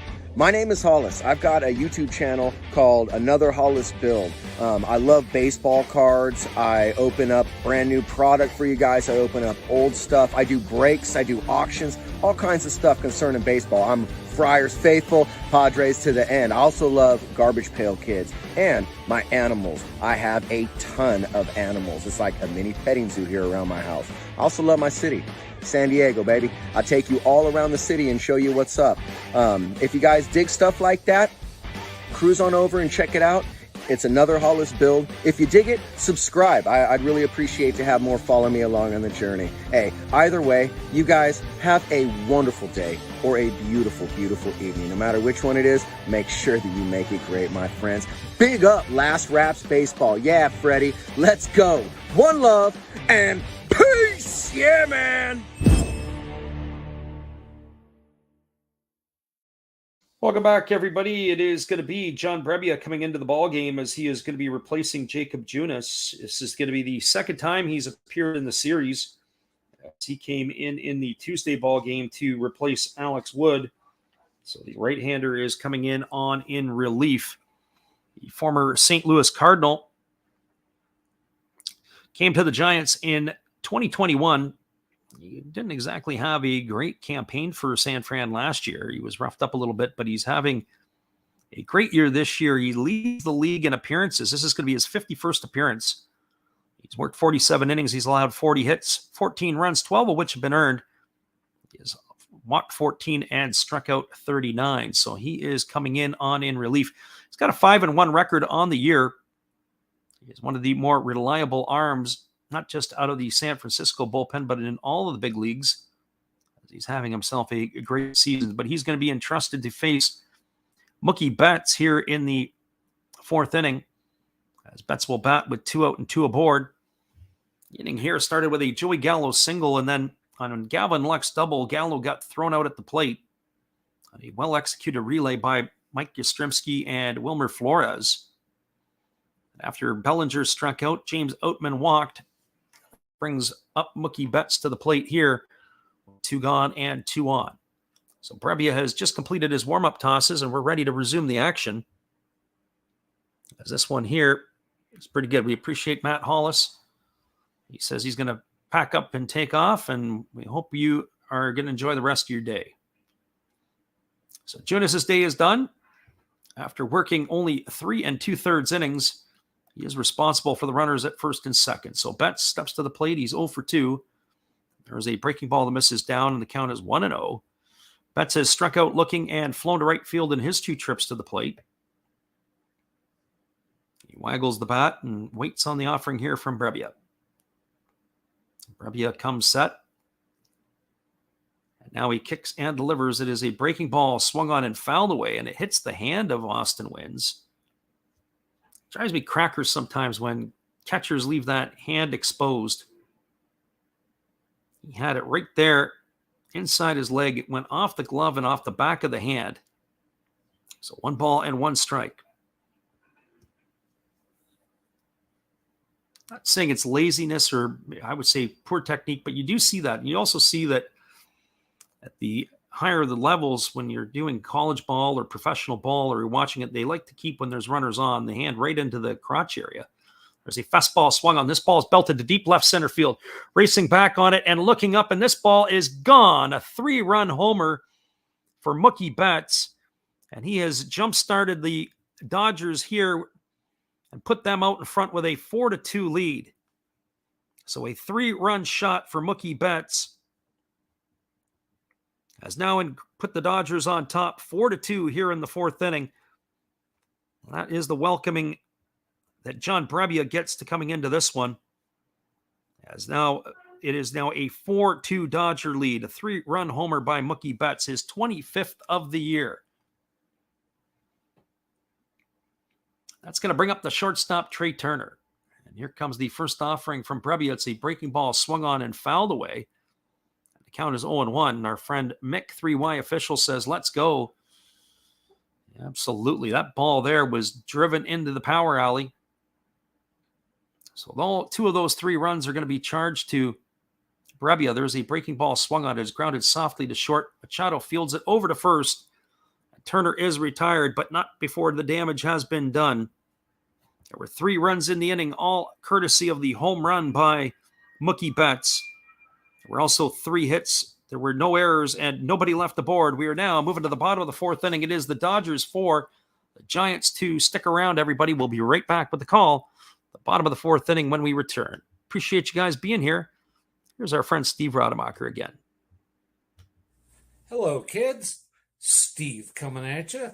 It's Steve Rademacher. And if you like interesting stuff, if you like to laugh a little bit, and if you enjoy collecting, this channel's for you. If you like non-sport cards, we have them. You like pseudo-sport cards, we open them. Even if you like entire boxes of completely pointless stuff or other sports, we have everything here. I drop a different video every day, and there's always a theme to it, from No Filter Friday to Saturday morning cartoons, even Sunday shoutouts. Once in a while, we'll get a little froggy and show Money Money Monday, where I showcase a bunch of my currency. We have Legos, we have Star Wars, we have a good time. We even have my brother on Takeover Tuesday. Be there or be square. Back to Freddy. Appreciate you, Steve, and your support of the channel. And in turn, we support Steve Rademacher. Stick around, everybody. We'll be back in just a few for the call of the bottom of the 4th inning. It is now 4-2 for the Dodgers.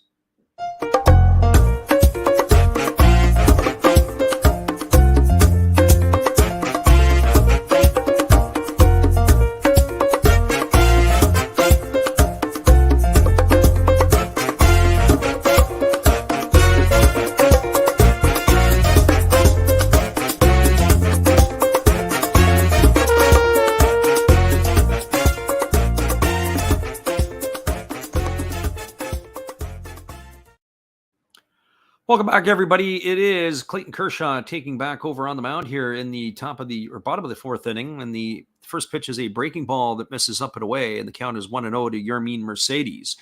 Mercedes, J.D. Davis, and David Villar here to face the left-hander in the bottom of the fourth. And the pitch is a fastball that catches the outside corner for a called strike. And the count is 1-1. Kershaw is already tough enough, but Mercedes sure didn't like that call. You just saw his reaction. You can see he thought that pitch was outside. Here's the 1-1 pitch. There's a breaking ball swung on. This is looped into right center field, and it's going to get down for a base hit in front of Mookie Betts. So Mercedes is aboard with a leadoff single. That's the second time today he's been aboard, as he reached his last time on a error by Max Muncy. That's going to bring up the third baseman, J.D. Davis. So for J.D. Davis, he hit his first home run for the Giants, or in the Giant uniform, as he went opposite field. And he has accounted for the 2 RBIs so far today for the Giants. So Kershaw ready to face the right-handed hitting Davis for the second time. Davis, with that home run, was his 5th of the year. He's now got 23 runs batted in. So Kershaw ready to go to work. He kicks and delivers. It's a breaking ball swung on and missed. And the count is 0-1 quickly to Davis. Last night, J.D. Davis was 1 for 4 in his Giants debut. So he keeps up this pace. He's going to be a welcome addition and a welcome bat to the Giant lineup.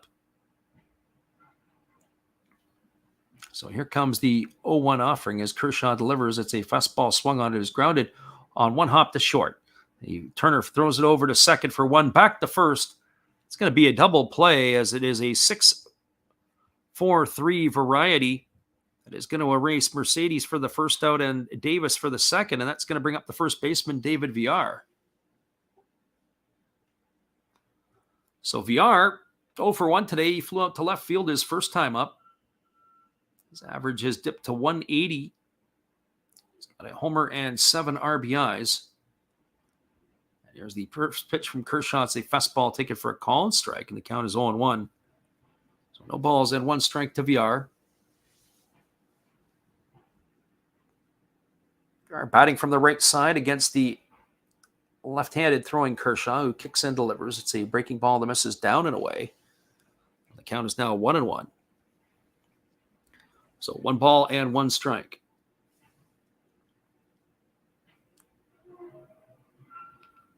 Kapler waiting, and there's a fastball that's taken for a call and strike, and the count is now 1 ball and 2 strikes.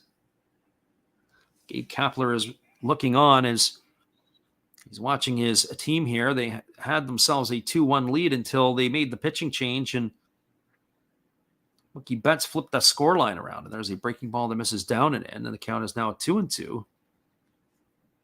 Sometimes you can make moves, and you come out smelling like roses, and other times you come out smelling like something else, and then that move there ended up paying or making the Dodgers pay. It'll be interesting to see how long they stay with Brebbia. There's a breaking ball that swung on and fouled away, and the count is going to remain at 2-2. Brebbia is a type of pitcher who can go and can give you some extended innings out of the bullpen. So one would have to think that that's probably going to be the case, although there looks like there is some action going on in the San Francisco pen. There's a breaking ball swung on and missed. And Villar is down on strikes for the 3rd out of the inning, and that is going to do it here for the Giants in their half of the 4th. Well, there was no runs in the inning. There was a hit, no errors, and nobody left the board. We are now through 4 complete. It is the Los Angeles Dodgers 4, the San Francisco Giants 2. Stick around, everybody. We'll be back with the call in just a couple moments. We're glad you guys could pop in here and be with us today on a sunny afternoon in San Francisco.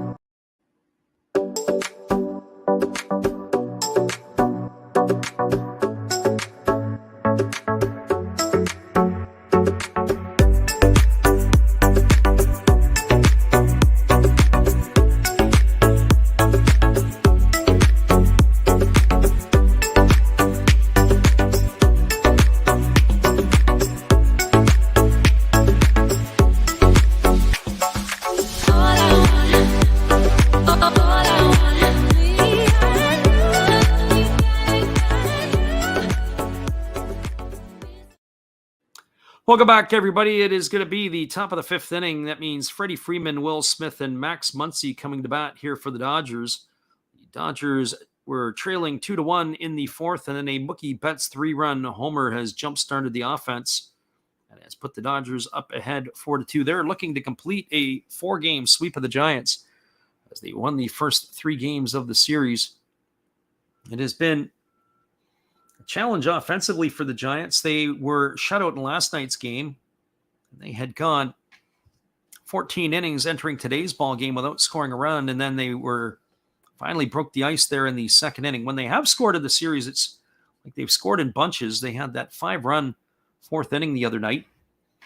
As now we have Tyler Rogers entering the ball game, so there is going to be a pitching change as Brebbia is done and Tyler Rogers is in. With tomorrow being an off day, it is more than likely that we're going to see a whole bullpen day the rest of the way for the Giants. A rare Friday off. There's a first pitch breaking ball that's delivered to Freeman for ball 1, and the count is 1-0. So we expect a full-on pitching parade from now to the end of the game. Here comes the 1-0 offering as the right-hander Rogers delivers a breaking ball that swung on and fouled away, and the count now is 1-1 to Freeman. Freddie Freeman, 1 for 2 today. He has a single and 2 trips. He's also flown out to center field. Waiting on the offering from the right-hander Rogers. He holds set at the belt, and now he kicks and fires. It is a fastball that Freeman checks his swing on, and it's tapped foul over on the third base side. The count is 1-2.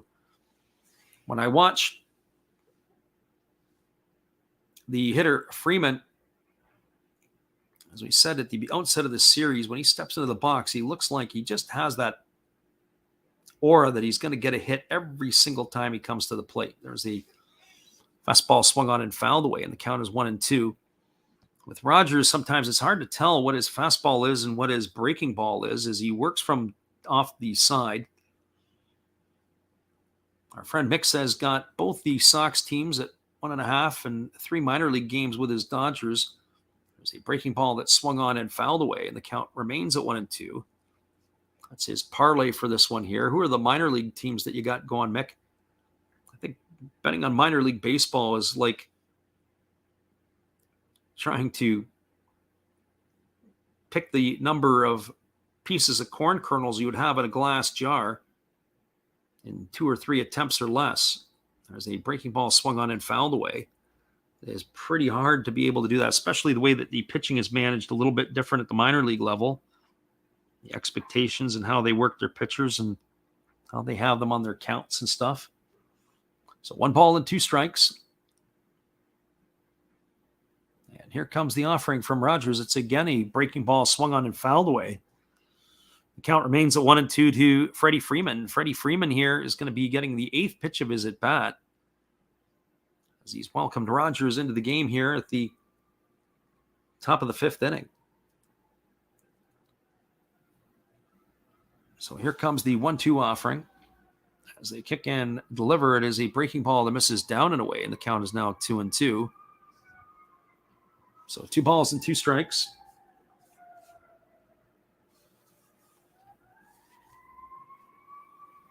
So here comes the pitch from Rogers.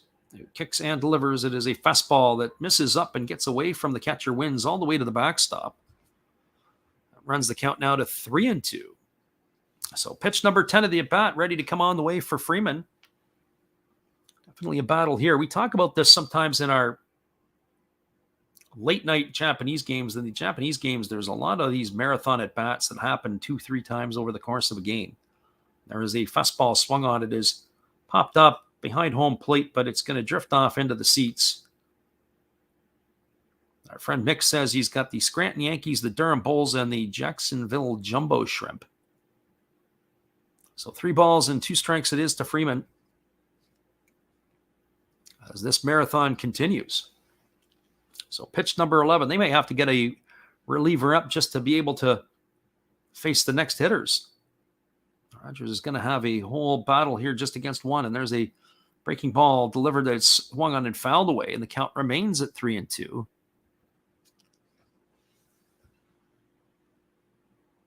And of the pitches, I didn't get an opportunity to do my counting, but I'm guessing there's probably been at least 7 foul balls in this at bat. So here's pitch number 12 on the way, and it is a fastball swung on and missed.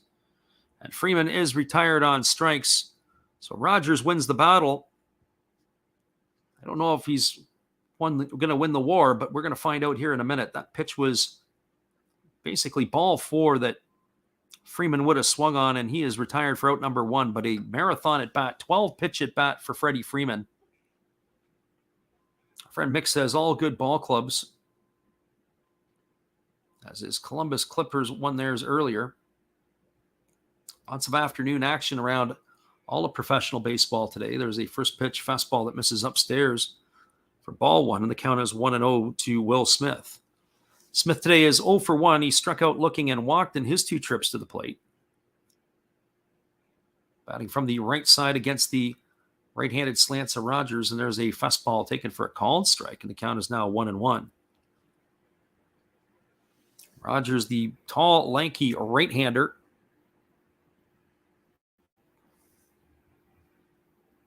doesn't throw particularly hard. Here's the pitch. It is a fastball. This ball is lined into right center field. It's going to get down for a big hit as Bryce Johnson races over to his left to cut it off. And so Smith is aboard with a single, and that's going to bring up Max Muncy to the plate.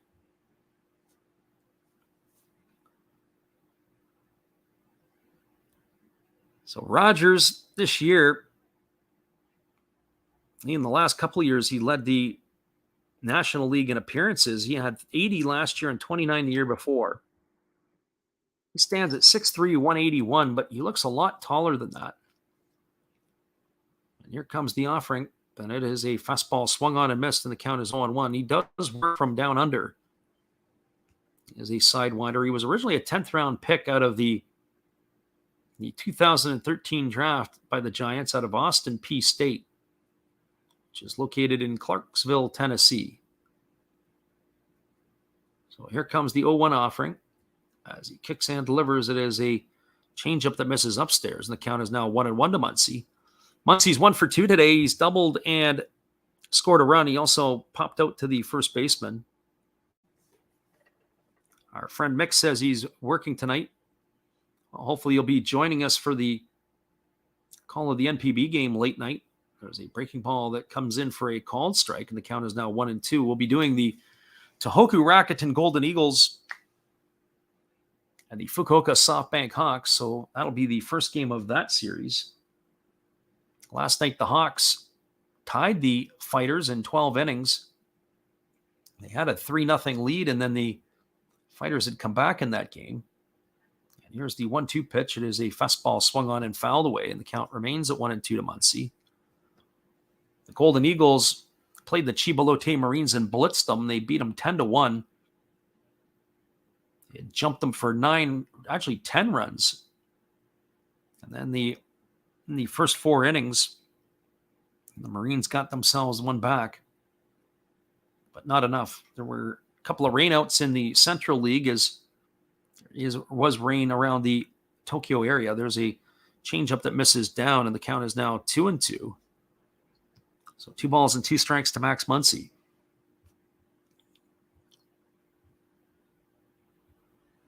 Rogers ready to go back at it again here. So 2 balls and 2 strikes. Wins gives the sign as Rogers comes set. And here's the offering. It is a fastball again, swung on and fouled away, and the count is 2-2. Really, Rogers is not fooling the Dodger hitters at all. It's the 21st pitch of the inning. As we said, 12 pitch at bat to Freddie Freeman. Then he lets up a single to Will Smith. And Max Muncy is on his way to a marathon at bat as he's already seen 6 pitches. This is going to be the 7th pitch of the at bat. Right-hander Rogers holds set. And now he kicks and delivers. It is a breaking ball swung on and missed. And Muncy is retired for the 2nd out of the inning. So 2 up and 2 away. And that is going to bring up the left fielder, Joey Gallo. So for Gallo, he is 1 for 2. He struck out looking his first time up. He He's also singled and was thrown out trying to score all the way from first base on the double by Gavin Lux back in the 4th inning. So 1 for 2 for Gallo. He's raised his average up to 162. So here comes the first offering from the right-hander Rogers, who delivers a changeup for a called strike, and the count is 0-1. I said sometimes it's hard to tell the difference between Rogers' fastball and his changeup. He doesn't throw particularly hard, but because of his awkward angle, he's got some different stuff. Our friend Mick says the ESPN breaking news, the rare T206 Honus Wagner card sells for $7.25 million in a private sale. A record amount for a sports card, and there is a breaking ball that is taken at the knees for a ball, and the count is 1-1. Pitch looked pretty good from our end of things. So 1 ball and 1 strike for Gallo. Right-hander Rogers ready to deliver. He kicks and fires. It is a breaking ball swung on. It is tapped slowly over to first, fielded by VR, and Gallo tries to avoid the tag. He ends up running off the baseline, and he is going to be tagged out and called out by the first base umpire, Phil Cousy. So that's going to be a ground out to 3, and that's going to do it here for the Dodgers in their half of the 5th. There was no runs. There was a hit, no errors. 1 runner left the board. We are now through 4.5. It is the Dodgers 4, the Giants 2. Stick around, everybody. We'll be back in just a moment. The call at the bottom of the 5th inning. We appreciate you guys for being here. And here is, once again, our friend Steve Rademacher. Hello, guys. Steve Rademacher coming at you. I'm having my 500 subscriber giveaway if we get there by the end of this year. That's my name and my channel, Steve Rademacher. All you have to do is be publicly subscribed, and then you can enter to win once we hit the magic number, either an unopened, still sealed box of Star Trek official trading cards, Next Generation and Original Series.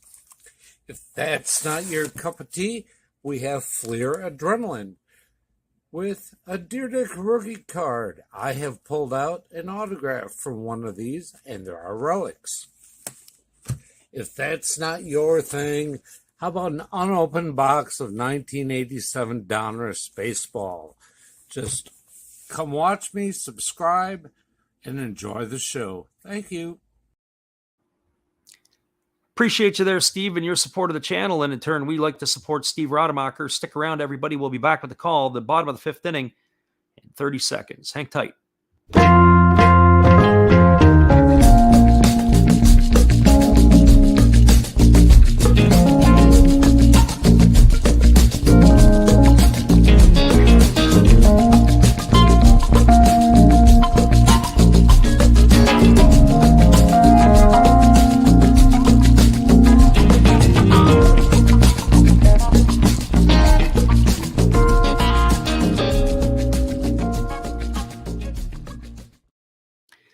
Welcome back, everybody. It's going to be the bottom third of the batting order coming up for the Giants here in the 5th inning. That means it's going to be Austin Wynns, Bryce Johnson, and Dixon Machado scheduled to come in. But we've got bad news for Dodger fans as Clayton Kershaw is exiting this game, and we are going to have a pitching change as the trainer has come on out to take a look at the lefty, and his day is going to be over before you know it here. So our friend Mick probably just bit his nails a couple of times because they're going to have to go to the bullpen, are the Dodgers, as Kershaw's day is finished. So they're going to have to get somebody up and throwing, and they're going to be making a call to the bullpen, and we're going to have a pause in the action here as the Dodgers are going to have to go to the bullpen. Dave Roberts is waiting on the mound for the reliever to come in. And we will see what's going to happen here in just a couple moments. So we're going to take a break. And we appreciate you guys for being here as Kershaw, he threw a pitch, and then all of a sudden, he just kind of shook his head. He looked toward the dugout, and he signaled to the trainer, and that is pretty much about it. So Kershaw's day is done as he walks off the mound. Hang tight, everybody. We'll be right back. There's our friend Steve again. Hello, kids. Steve coming at you. It's Steve Rademacher, And if you like interesting stuff, if you like to laugh a little bit, and if you enjoy collecting, this channel's for you. If you like non-sport cards, we have them. You like pseudo-sport cards, we open them. Even if you like entire boxes of completely pointless stuff or other sports, we have everything here. I drop a different video every day, and there's always a theme to it, from No Filter Friday to Saturday morning cartoons, even Sunday shoutouts. Once in a while, we'll get a little froggy and show Money Money Monday, where I showcase a bunch of my currency. We have Legos, we have Star Wars, we have a good time. We even have my brother on Takeover Tuesday. Be there or be square. Back to Freddy. Appreciate you there, Steve, and your support of the channel. And in turn, we support Steve Rademacher. We do have a pitching change as the Dodgers are having to go to the bullpen. And it is going to be Phil Bickford who is coming on in relief. He's going to get as much time as he needs to get himself prepared. As the starter, Clayton Kershaw, in his warm-ups here in the fifth inning, seemed to have tweaked something, and that is going to send him to the locker room for the rest of the day as the trainer came out to get him. So Clayton Kershaw is done. Phil Bickford is in. Bickford, this is going to be the second time we've seen in the series here. He has not had a great campaign this year, has Bickford. He has really, really struggled for the Dodgers. I like his stuff, though. I've had a chance to see him pitch a couple of times prior to this series. He's worked 39 ball games this year, 35 and 2/3 innings. He's allowed 32 hits. He's given up 20 runs, 20 which have been earned. He has walked 7 and struck out 34. So he has a 1-1 record, but his ERA is up north of 5 at 5.05. He had a very good year for the Dodgers last year. What I think is very impressive personally about Bickford is his fastball and just how much movement he has on it. He is able to mix in his off-speed stuff, but it's the amount of movement on the pitch. He can really, I like to say, breaking bat type of movement. A lot of arm side run, a lot of bit of depth in his pitching. So he is now on the mound, ready to take over here for the left-hander Kershaw. Bickford was originally a first-round selection of the Toronto Blue Jays back in the 2013 draft.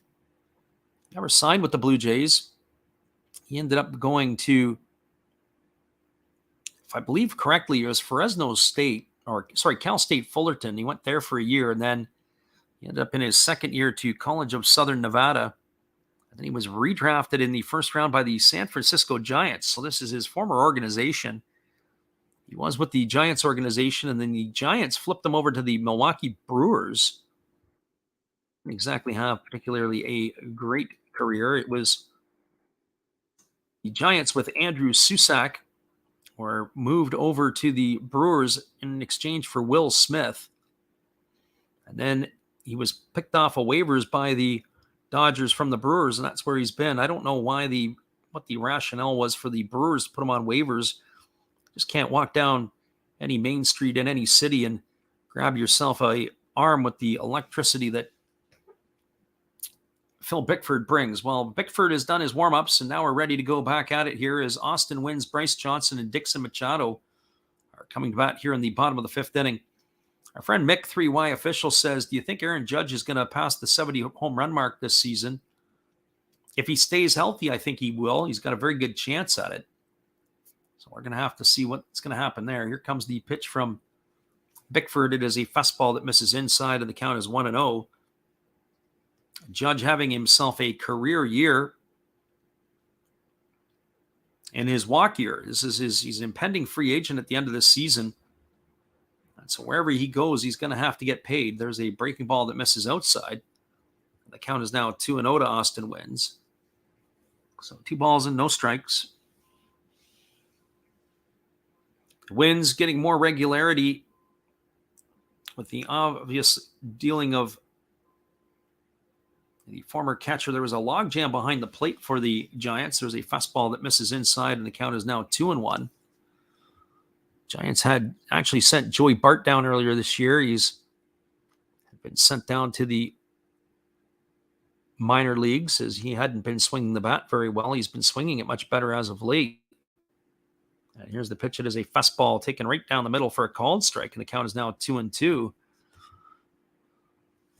The Giants sent Kurt Caselli packing to the Mariners in a trade on deadline deal with Matthew Boyd and Kurt Caselli to the Mariners for Michael Streifler and Andy Thomas in return. There's a fastball that misses down, and that is going to be ball 4 as Austin Wynns has got himself a leadoff walk here in the 5th inning, and that's going to bring up the center fielder Bryce Johnson. For Johnson, the switch hitter, he's 0 for 1 today. He struck out his first time up. He made his big league debut last night for the Giants. But looks like we're going to get a pinch hitter for him. As Luis Gonzalez is coming out, that is going to be it for Johnson. So Gonzalez is going to be coming in to hit.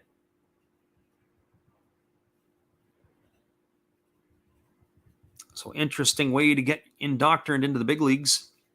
Last night, the same way he played for Johnson. He was in the ballgame for the first 6 innings, and then Mike Yastrzemski came in as a pinch hitter for him. And now the same sort of idea as Luis Gonzalez is coming into the ballgame now. That'll probably move him into left field, and Austin Slater will slide into center. So here comes the first pitch from Bickford. It is a fastball that misses outside, and the count is 1-0 to Luis Gonzalez. So Bickford having some difficulty locating his pitches here as he walked the first hitter, and now he's fallen behind on Luis Gonzalez. Max Muncy is in on the grass because Gonzalez does like to bunt. There's the pitch from Bickford. It is a fastball swung on. It is popped up into shallow left field. Coming in on it is Gallo, and he's going to make the catch. Had to fight the wind a little bit, and Gonzalez is gone for the first out of the inning. And that's going to bring up the shortstop, Dixon Machado. For Machado, he is 1 for 1 today. He singled in his first trip. He's raised his season average up to 231. We were saying before that Machado had made his debut on Sunday night for the San Francisco Giants after being traded by the Cubs. There's a fastball that is taken for a strike as he squares to bunt, but he lets that one go by, and the count is 0-1 to Machado. Austin Slater waits his turn on deck. So Machado waggling the bat. And here comes the offering. It is a fastball that misses outside, and the count is now 1-1. So 1 ball and 1 strike.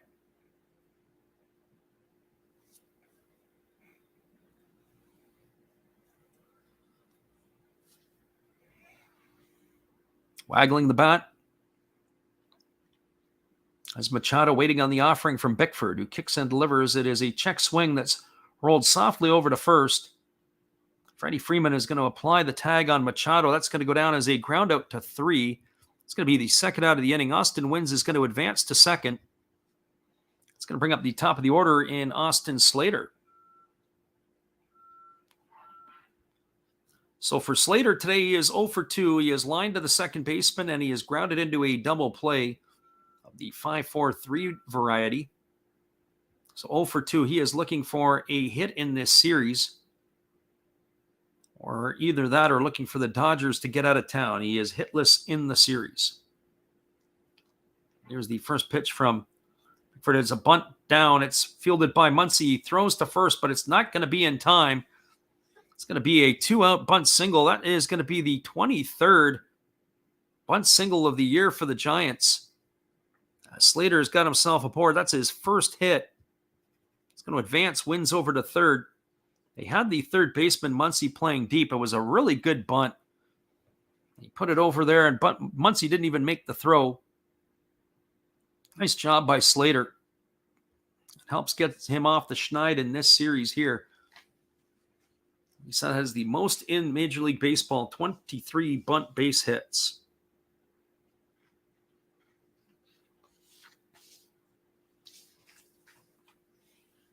Slater was 0 for 16 in the series prior to that bunt. There's a first pitch fastball taken for a called strike, and the count is 0-1 to Wilmer Flores. So the runners are now on the corners. The runner at first is Slater. The runner at third is Wins. No balls and 1 strike. There's 3 fielders to the left side of the infield. It's Muncy, Turner, and Lux. And here comes the pitch. It is a fastball swung on and fouled away. And now the count runs to 0-2 on Flores. So the Giants here are threatening in their bottom half of the 5th inning as Clayton Kershaw's day came to an end as he walked off the mound in the warm-ups. With Phil Bickford now on in relief. So here comes the 0-2 offering as Bickford gets the sign from his catcher. And now he comes set. He kicks and he delivers. It is a fastball that misses upstairs. The count is now 1 ball and 2 strikes to Wilmer Flores.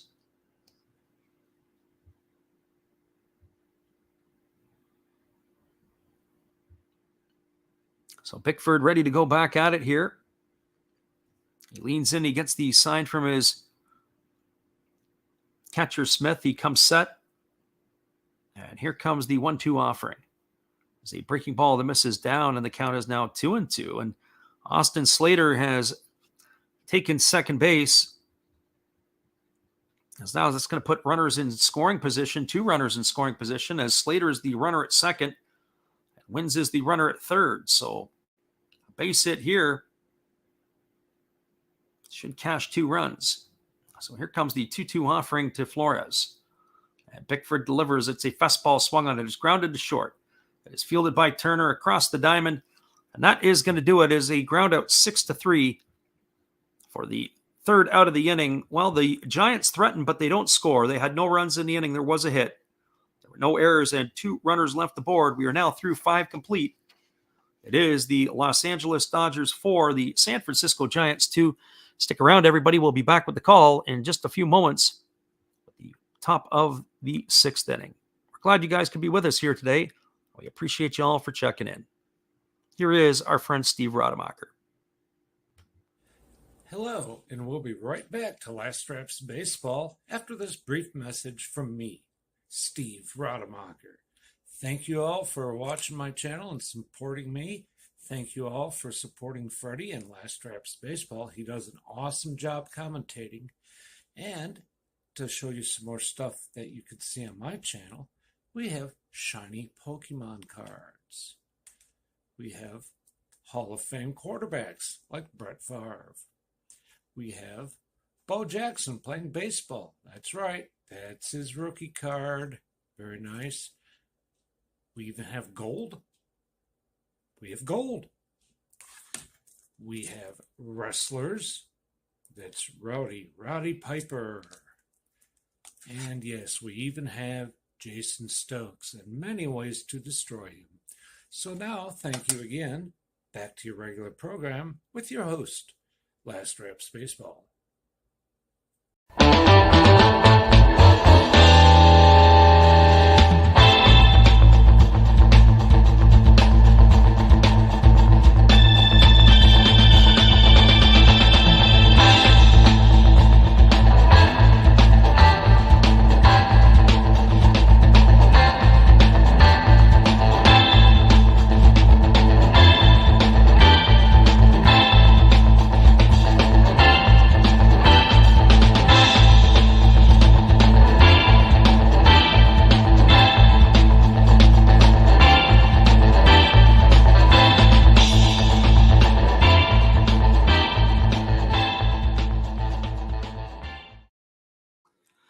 Welcome back, everybody. It is going to be the 7, 8, and 9 hitters coming to bat here for the Dodgers, and we are going to have a pitching change. It's going to be Yarlin Garcia on in relief. He's going to be the 4th pitcher used today by the Giants.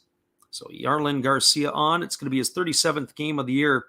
He's got a 1-3 record. He's got an ERA of 2.97. So Garcia on in relief of Rogers as he is pitcher number 4 in this parade today. So Lux, Bellinger, and Outman slated to come to bat.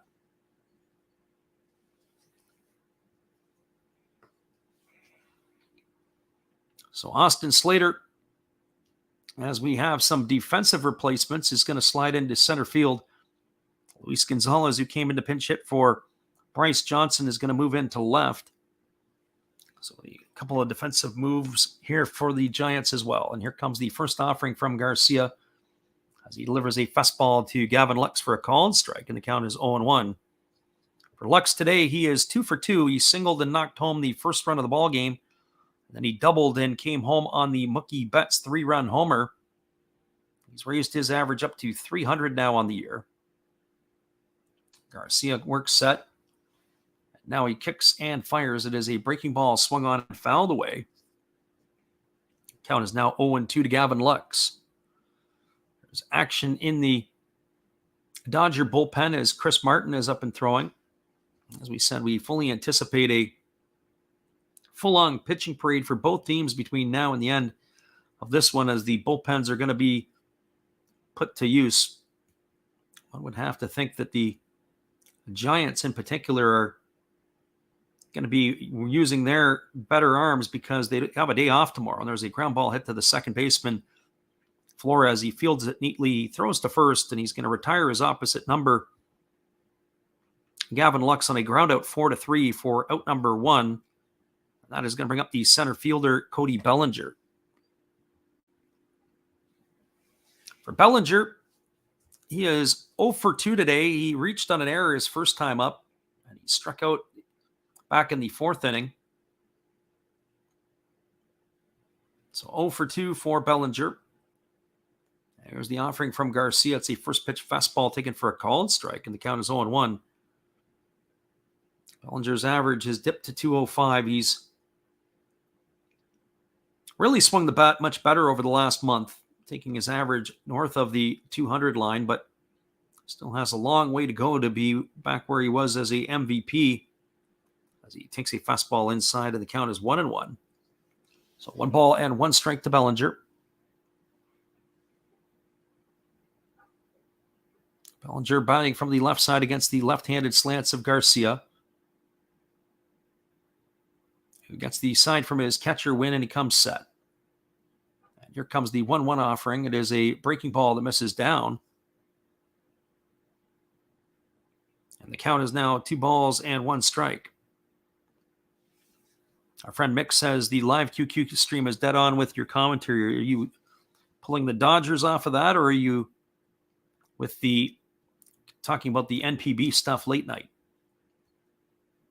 So here comes the 2-1 pitch, as the left-hander Garcia is ready to go into the motion. He kicks and delivers. It's a fastball. It's taken for a called strike. The count goes to 2-2. That's the one thing.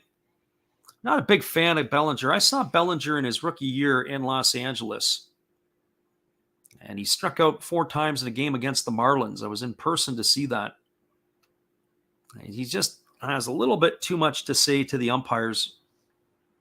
And I can see the umpires not necessarily wanting to give them the benefit of the doubt on some of the calls. That last pitch was a borderline strike, and there's a fastball swung on and fouled away, and the count is now 2-2. And because of the fact that he always wants to give his opinion, I can see why that is the case. Our friend Made of Juice 999 says, this is amazing because I can hear this because I live in Nevada. I can't watch the game unless I have ESPN. Well, appreciate you, Made of Juice, for being in here, and thanks for listening here to us today. So here comes the 2-2 pitch as Garcia kicks and delivers. It's a fastball swung on and fouled away. The count remains at 2-2 to Bellinger. It's unfortunate that certain marketplaces, the marketplace that I live in is all Toronto Blue Jays, but we might as well live on the moon. We're 4,000 kilometers or 2,500 miles away. We're closer to Seattle. But they don't really make the connections with the Mariners in this area here. It's very, very challenging. So here comes the 2-2 pitch to the left-handed hitting Bellinger. Garcia delivers. It is a fastball that just misses low. Runs the count to 3-2. The Juice says we're doing better than the radio commentators. Well, we appreciate that support. Hopefully you'll stick around and bookmark the channel. We don't always do the Dodger games. or the Giant games for that matter. As we are bounce around and we do quite a bit of stuff. We do the Japanese games late night, so hopefully you can join in on some of those ones. There's a lot of fun. We get a lot of people in the stream. So here's the 3-2 pitch. There's a breaking ball swung on and missed. And Bellinger is down on strikes for the second out of the inning. It's the second time today he's been retired on strikes. That's going to bring up the schedule to bring up the designated hitter, James Outman. We'll have to wait and see if Dave Roberts and his computer are going to make a decision here to do something different. So it does look like Outman is going to stay in here to face the lefty Garcia. Outman today is 0 for 1. He struck out his first time up. He walked and scored a run in the fourth. And here comes the pitch. It is a breaking ball that drops in for a called strike, and the count is 0-1. As we mentioned earlier in this game, Outman was 6 for 10 coming into the game.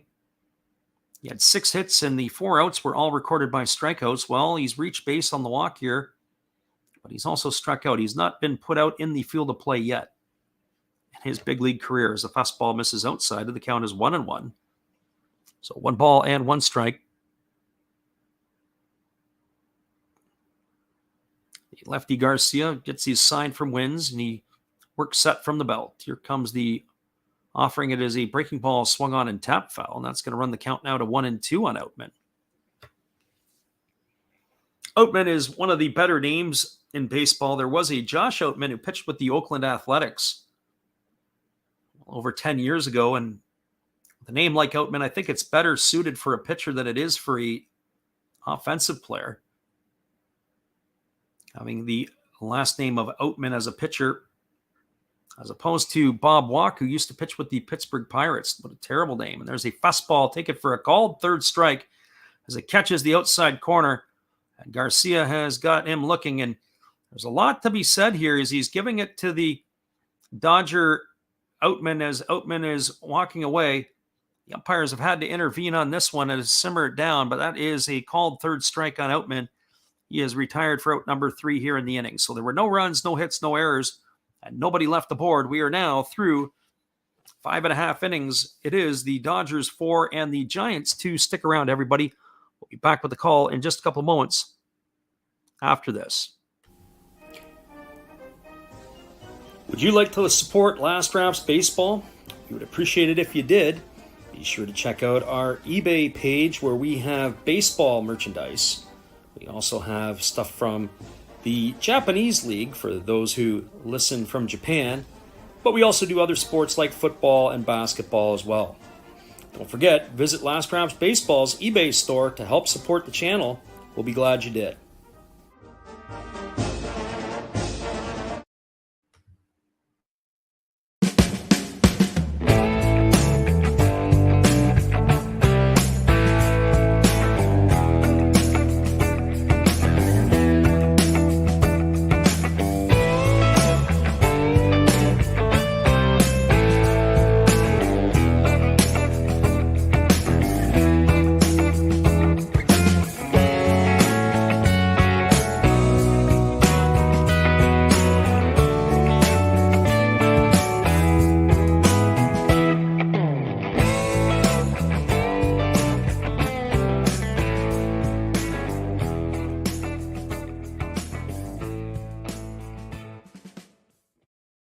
Welcome back, everybody. It is going to be the 3, 4, and 5 hitters in the San Francisco batting order scheduled to come to bat. That means Mike Yastrzemski, Yermin Mercedes, and J.D. Davis.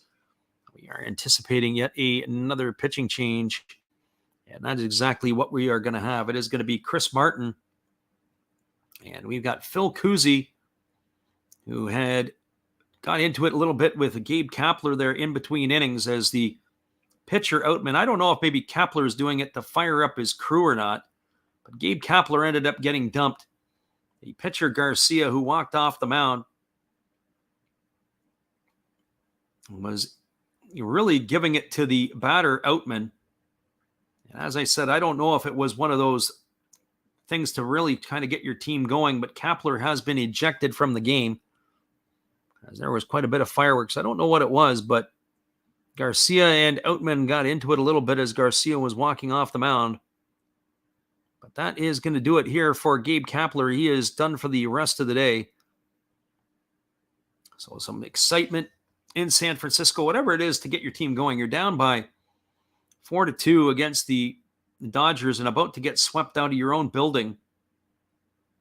So I can see them getting fired up a little bit.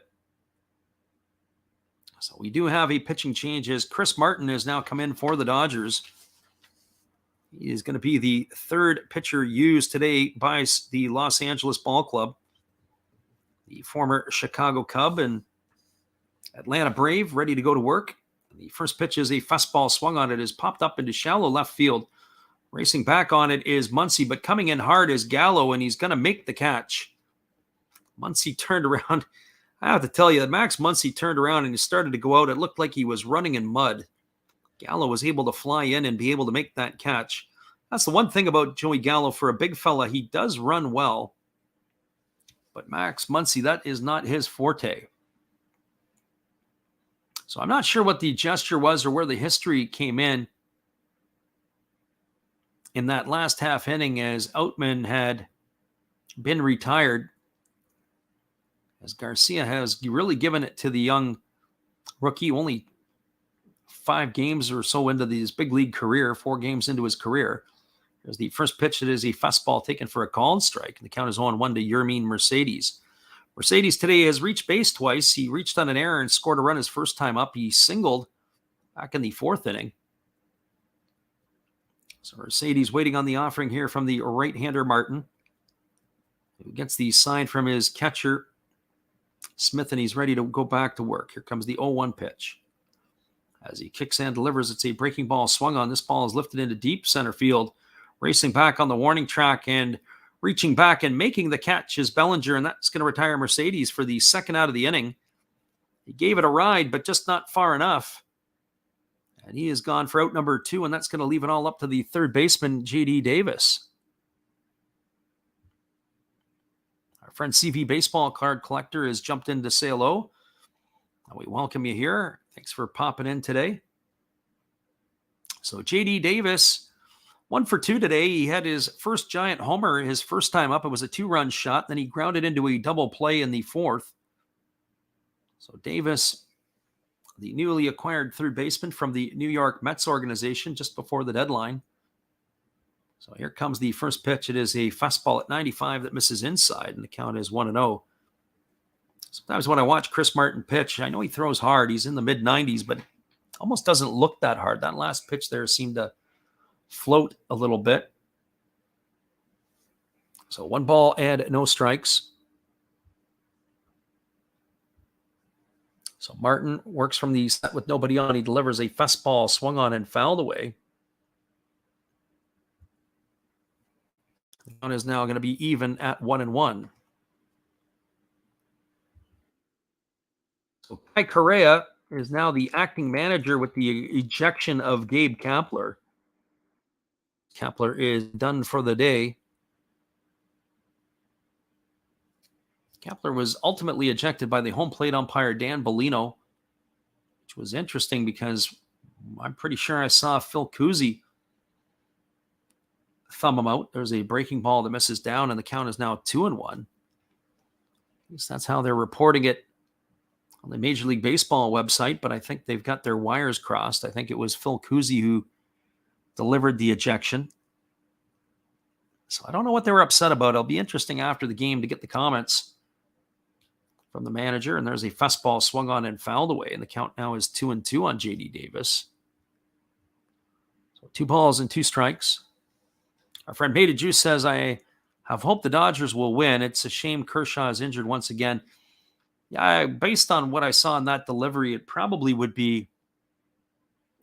is back. That's what he's struggled with for most of his career. He may have tweaked something, so who knows how long that's going to put him out for. For anybody who's had issues with their backs, it can be a little bit tricky sometimes. Here comes the 2-2 pitch. Martin delivers a fastball that swung on and missed. J.D. Davis is gone on strikes for the third out of the inning.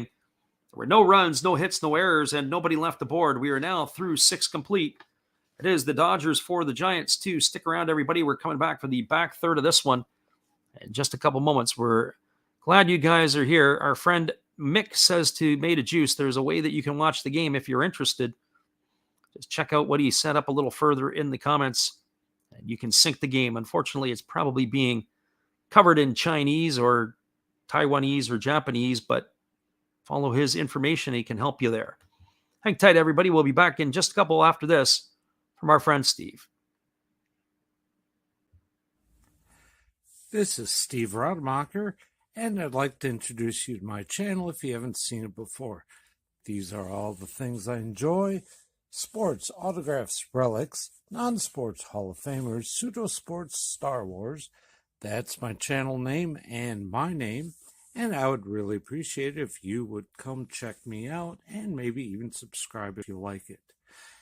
Thank you for that for now, and back to your ball game. Our friend Made of Juice says it's not in Chinese, is it? Well, the video isn't. You can watch the video, and what a lot of folks do as you're in our stream is they watch the video and then they sync it up to our commentary, so that way there you've got the video flowing and the game being played. Not all the games are on that choice, but at least you don't have to pay for it. You get it for free, and you get the color commentating and the play-by-play to go with it here. Hang tight, everybody. We'll be back in just a couple moments. We'll be helping you out here after this.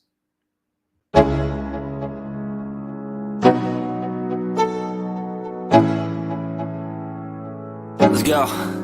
Yo, I'm like an addict, do I gotta have it. I ain't even playing, got a really bad habit. If it moves, gotta grab it, fuse like a magnet. Lose, won't have it till I'm doomed in a casket.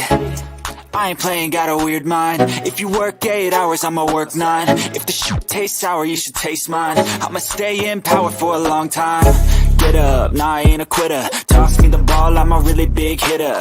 Big picture, I'm a straight killer. Rising the song to the highest bidder. Got juice, got gas, I'ma move fast. New shoes, new tracks, like who's that? I'm new, come back, better than last. Yeah, it's a new me, never gonna... Welcome back, everybody. It is going to be Junior Marte coming on in relief here. He's going to be the fifth pitcher used by the Giants today. He is going to be taking over, and he's going to be facing a tough spot here as he's got the top of the order, Mookie Betts, Trey Turner, and Freddie Freeman to come to bat here in the top of the seventh inning. Mookie Betts is having a conversation with the catcher, Austin Wins, and also with the home plate umpire. So not really sure what all that was about in the last half inning.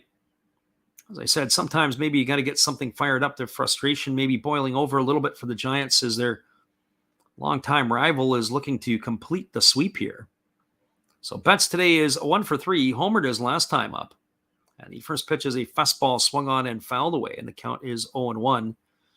Betts homered the 3-run variety in the fourth to put the Dodgers up 4-2. He's also struck out looking and flown out to right field.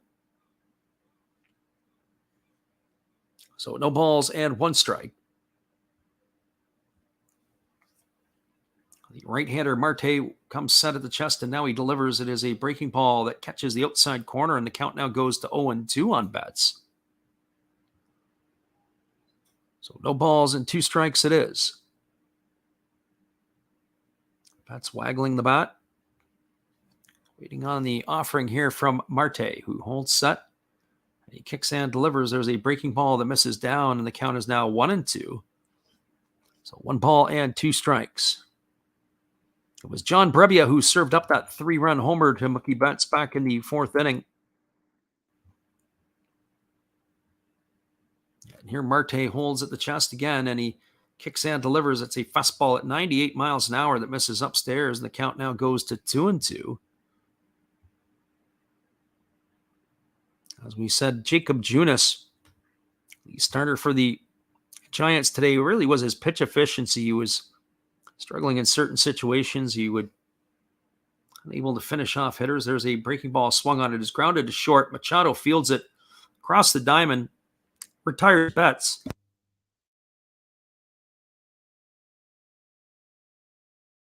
And Mookie Betts is gone for the first out of the inning. On a ground out 6-3. There's going to be Trey Turner coming to bat. And hang tight, everybody. We're going to grab ourselves a little glass of water.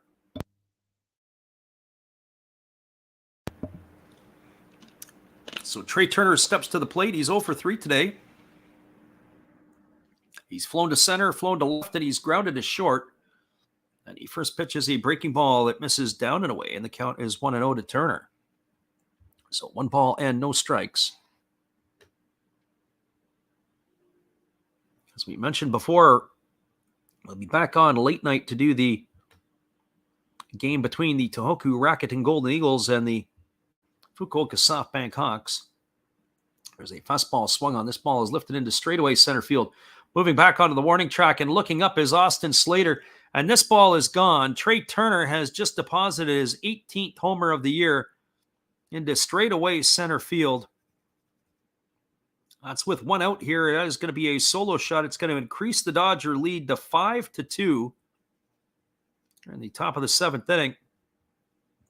That is going to bring up the first baseman, Freddie Freeman.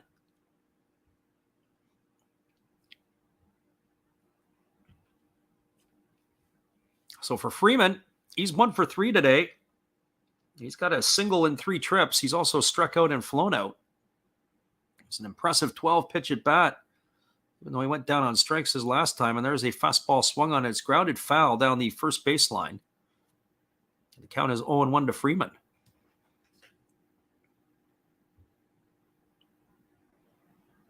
So no balls and 1 strike. Our friend Made of Juice says that he's got it. He got it figured out over there. That's awesome. I hope you got it figured out over there, and hopefully you stay with us. There's a breaking ball that drops in for a called strike, and the count is now 0-2. Trey Turner, that home run that gives him 18 on the year, also got 18 stolen bases. He's going to have to pick the pace up a little bit in both departments if he wants to be a 30-30 guy. So here comes the 0-2 offering to Freeman. Marte delivers. It is a breaking ball swung on and fouled away, and the count remains at 0-2. Freeman in that last at bat, 12 pitches before he was struck out by the reliever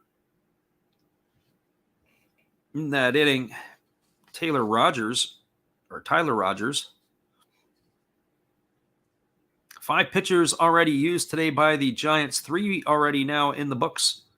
As there's a ground ball back to the pitcher. It is fielded by Marte. He underhand flips it to first. And Freeman is going to be retired on a ground out 1-3 for out number 2. That is going to bring up the catcher, Will Smith.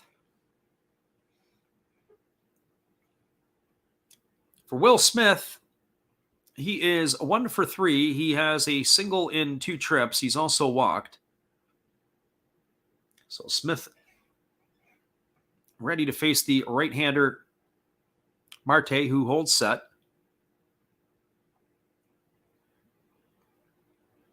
And now Marte steps off the back of the rubber and he's going to reset himself with the signs from his catcher wins. Waiting on deck is the third baseman, Max Muncy, should Smith be able to extend the inning. And here comes the first offering. It is a breaking ball that catches the outside corner, and the count is 0-1 to Will Smith. Smith today has been on base twice. He's got a single, a walk, and he's also struck out looking. And here comes the pitch from Marte. It is a fastball swung on. It is fouled off the catcher. It's the second time that the catcher wins has been hit by a foul tip, but this time it was in the catching hand side. It was like it got him on the forearm or on the, for whatever reason, on the top of the glove. So no balls and 2 strikes.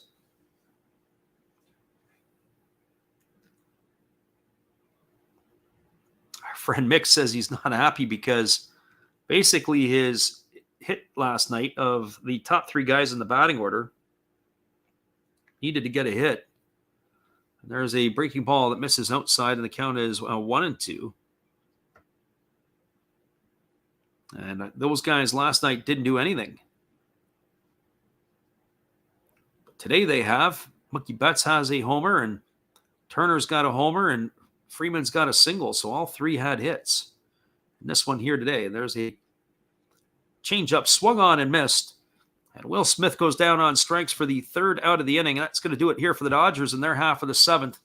But there was more damage done. The run in the inning and a hit was a solo shot by Trey Turner, No errors and nobody left the board. We're moving to the bottom of the 7th inning. It is now a 5-2 ball game for the Dodgers. Stick around, everybody. We'll be back in a couple with all the calls on the bottom of the 7th inning when we return. It is 5-2 Los Angeles. Stick around. Here's our friend Matt. Good evening, ladies and gentlemen. Namaste. Hey, I hope you guys have been enjoying the game.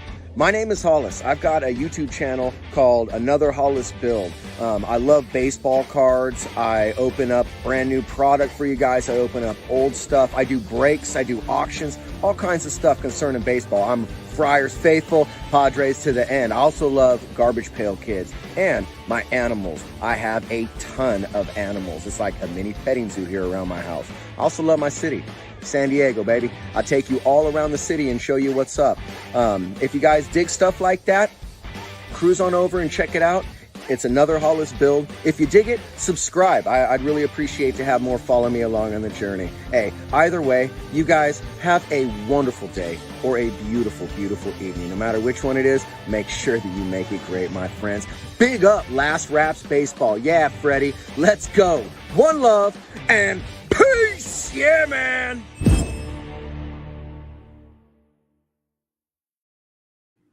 Appreciate you there, Matt Hollis, and your support of the channel. You'll be back in 30 seconds with the call after this.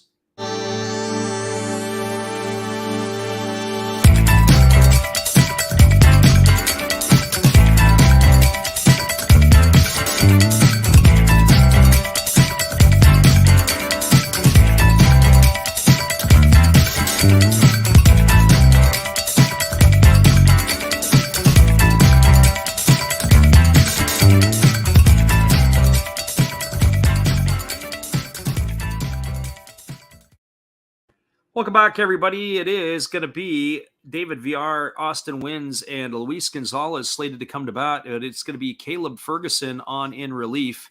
It's going to be the 4th pitcher used here today by the Dodgers. So Ferguson on to pitch here in the 7th inning. Ferguson has worked 16 ball games or 15 games this year. It's going to be number 16. He's 1-0. He has an ERA of 0. He's got 14 2/3 innings. He's allowed 6 walks and 12 strikeouts.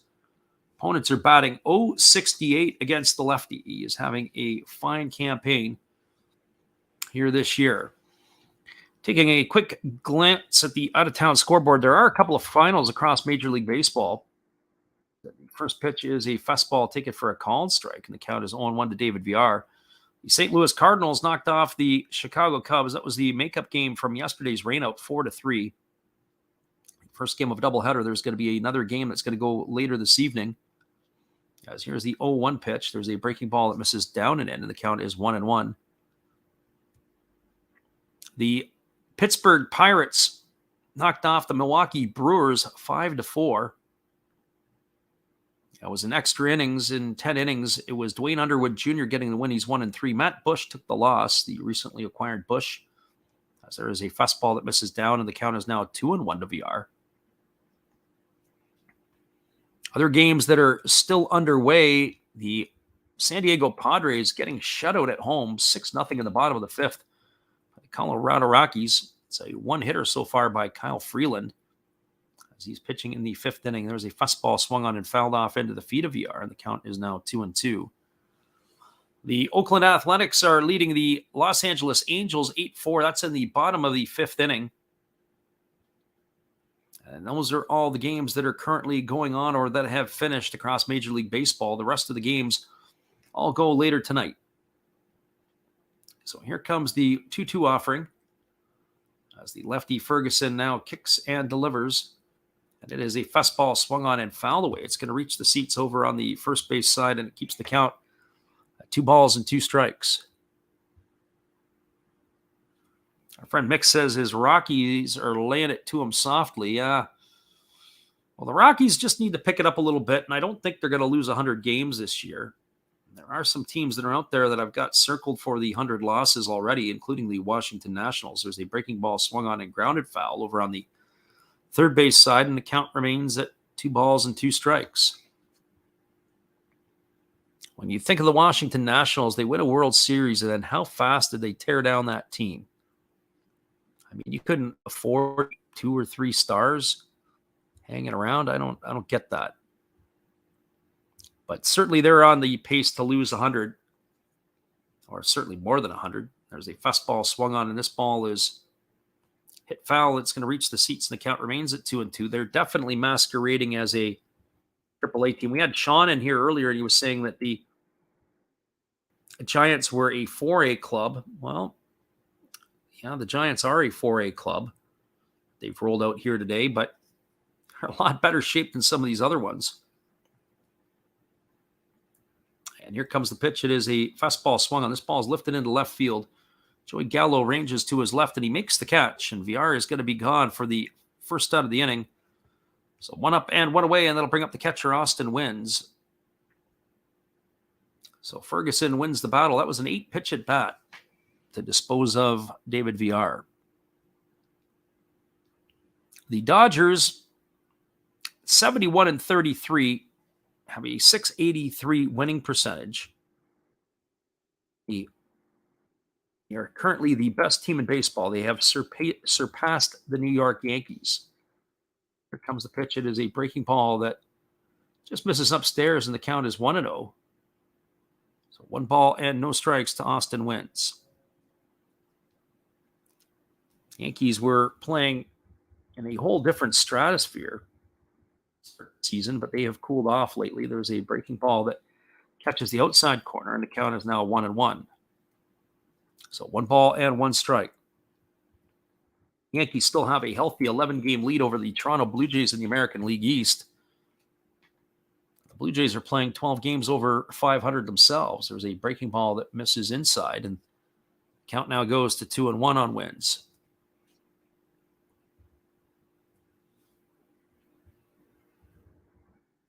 We were looking at the wild card standings earlier in this one. We looked at the National League. We haven't looked at the American League. And here's the pitch. It is a fastball swung on. It is popped up on the right side. Moving back on it is the second baseman, Lux. He calls everybody off, and he makes the catch. He's going to retire Wins for the second out of the inning. American League currently, if the season were to end today, the league leaders are the Yankees, Astros, and the Twins. The wild card teams would be the Blue Jays, the Mariners, and the Tampa Bay Rays. It's ironic about the Twins is they would have the worst record. They would have the worst record of the wild card teams if they were a wild card team. They're 55-49. That American League Central Division has got to be the worst division in all of baseball. There's a fastball that misses outside, and the count is 1-0. Kansas City, Detroit really stinking up. You got to tip your hat to the Guardians. They played better. They're only a game out of the wild card. And ironically, the Baltimore Orioles are a game and a half out of the wild card. They're at 54-51. They're ahead of the White Sox. There's a fastball swung on it. It is popped up. It is in front of home plate. The catcher, Smith, couldn't see it, but Max Muncy comes in, and he's able to make the catch. And that is going to do it here for out number 3 as the Giants are retired in order, 3 up, 3 down. That is 7 Giants in a row retired by the pitching of the Dodgers. So there was no runs, no hits, no errors, nobody left the board. We're moving to the top of the 8th inning.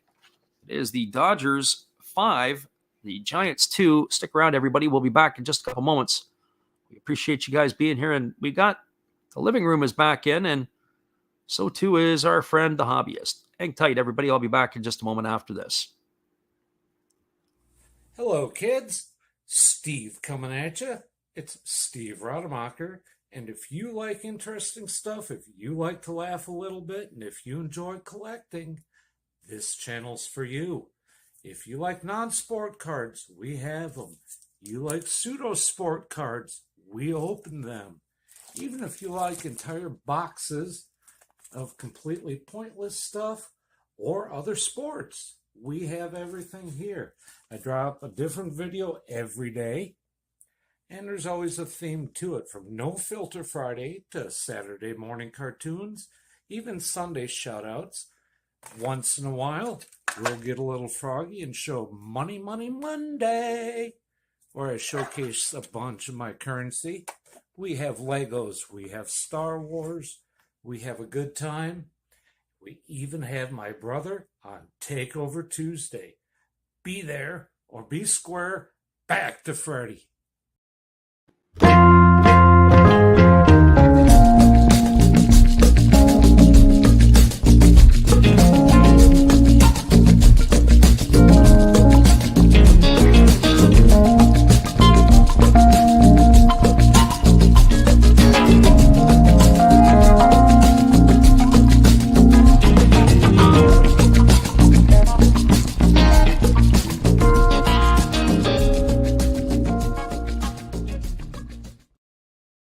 Welcome back, everybody. It is yet another giant pitching change as Dominic Leone is coming on in relief. He is going to be the sixth pitcher used today by the Giants. It's going to be Max Muncy, Joey Gallo, and Gavin Lux to bat here in the top of the eighth inning. I wanted to go back a little bit. I got a little bit behind in the chat, and our friend Made a Juice said, the poor Rockies, at least they're not doing as bad as in the last few years, but the problem with the Rockies is that City Connect uniform that they have with the green and the white is taking your eyes off the poor play. That has got to be one of the worst City Connect uniforms I've seen. I can even tolerate the San Diego one better than that one. That is something that I can't believe the players are putting that on to go out and play in.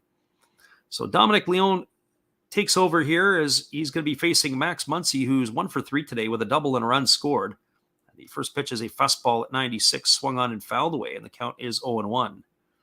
Our friend the Hobbyist says, what did he miss? Well, you've missed a lot, Hobbyist. You missed the 18th homer of the year by Trey Turner and a 3-run homer by Mookie Betts today. So that's the way she goes.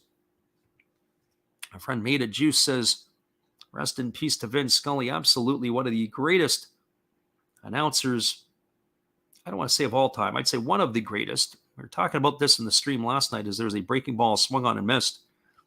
When I think of the greats of the game that come to my mind, I think of Red Barber. I think of Ernie Harwell, all in the same breath. Really liked Mel Allen as a kid. And then, of course, you've got others that are around. I think, when you get the local teams and Bob Uecker, probably underrated in Milwaukee. There's a fastball that misses upstairs. The count is 1-2. I think Red Shandeen, if I'm not mistaken, did Cardinal games for a long time. If I also remember correctly, I think Enos Slaughter was doing games. It's either for the Pirates or the Cardinals. Can't remember which one he was with. Also think of Tom Cheek and Jerry Howarth with the Toronto Blue Jay organization. Here's the 1-2, and there's a breaking ball that misses down. They appeal over to the third base umpire, Corey Blazer. And Blazer goes up with the right hand, and that's going to retire Muncy for the first out of the inning. And that is going to bring up the left fielder, Joey Gallo. Our friend the Hobbyist says he's on vacation this week, and he's happy he's able to catch anyone live. We appreciate that for you stopping in. Got some afternoon baseball. West Coast style, or late afternoon if you're on the East Coast. So Joey Gallo steps to the plate. He's 1 for 3 today. He's got a single and 3 trips. He squares the bunt, and he pops that one foul over on the third base side. It's going to run the count 0-1 to Gallo. Gallo struck out his first time up looking. He singled, and he was erased on a great relay from the right fielder, Mike Yastrzemski, to Wilmer Flores to the catcher. He was trying to score all the way from first. So here comes the offering from the right-hander Leone. A friend in the living room said 12 innings last night, eh? No, not this one. It was the walk-off in the bottom of the ninth inning by the Cebu Lions to win the game as a breaking ball misses down for 1-1. Our friend Mick says he's about to hop in the car to go cash his checks, but he'll be listening to us in stereo, high def. Hopefully we can give you the stuff there. Our friend, the CV baseball card collector, says Vin was numero uno. Got to listen to Vin a lot on the West Coast here. We heard him back east as there's a breaking ball that is swung on and missed. The count is 1-2. Of course, when he was doing the national games and the World Series, you'd hear Vin Scully during that time.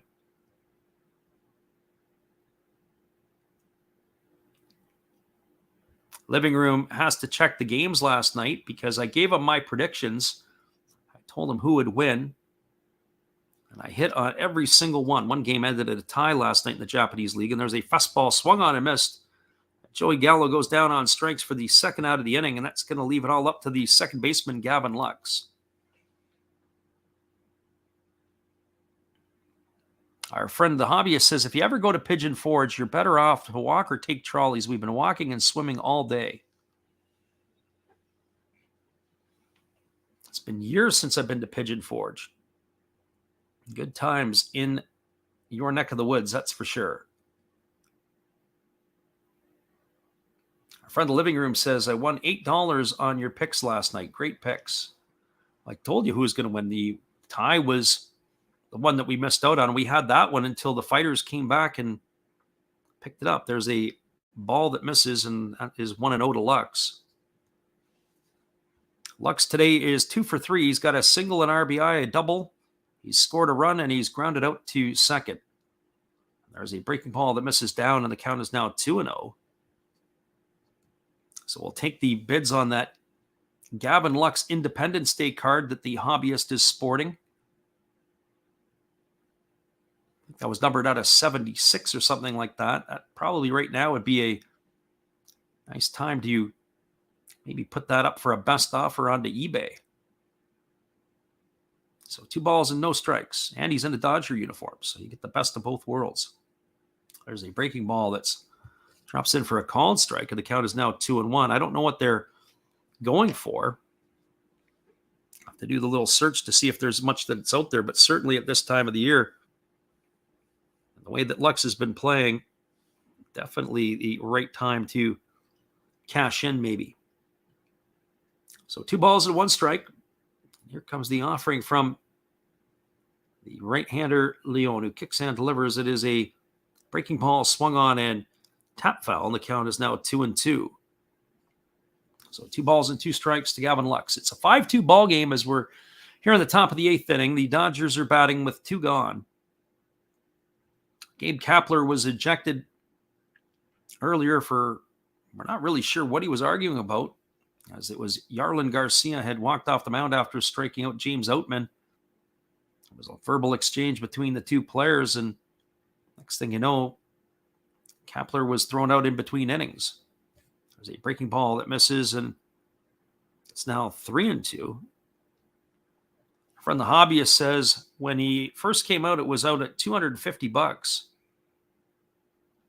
Yeah, well, Lux had cooled off quite a bit because of his production was slow, but he's really had himself a good last, well, pretty much since the 1st of June. He's been one of the better hitters in the National League.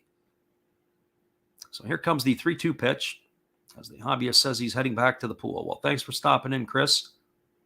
Appreciate you being here. Here comes the 3-2 offering. There is a fastball swung on it. It's grounded over to second. It is fielded neatly by Flores. He throws to first, and that is going to do it here on a ground out, 4-3 for out number 3 here in the Dodger 8th inning. There were no runs, no hits, no errors, and nobody left the board. We are now through 7.5.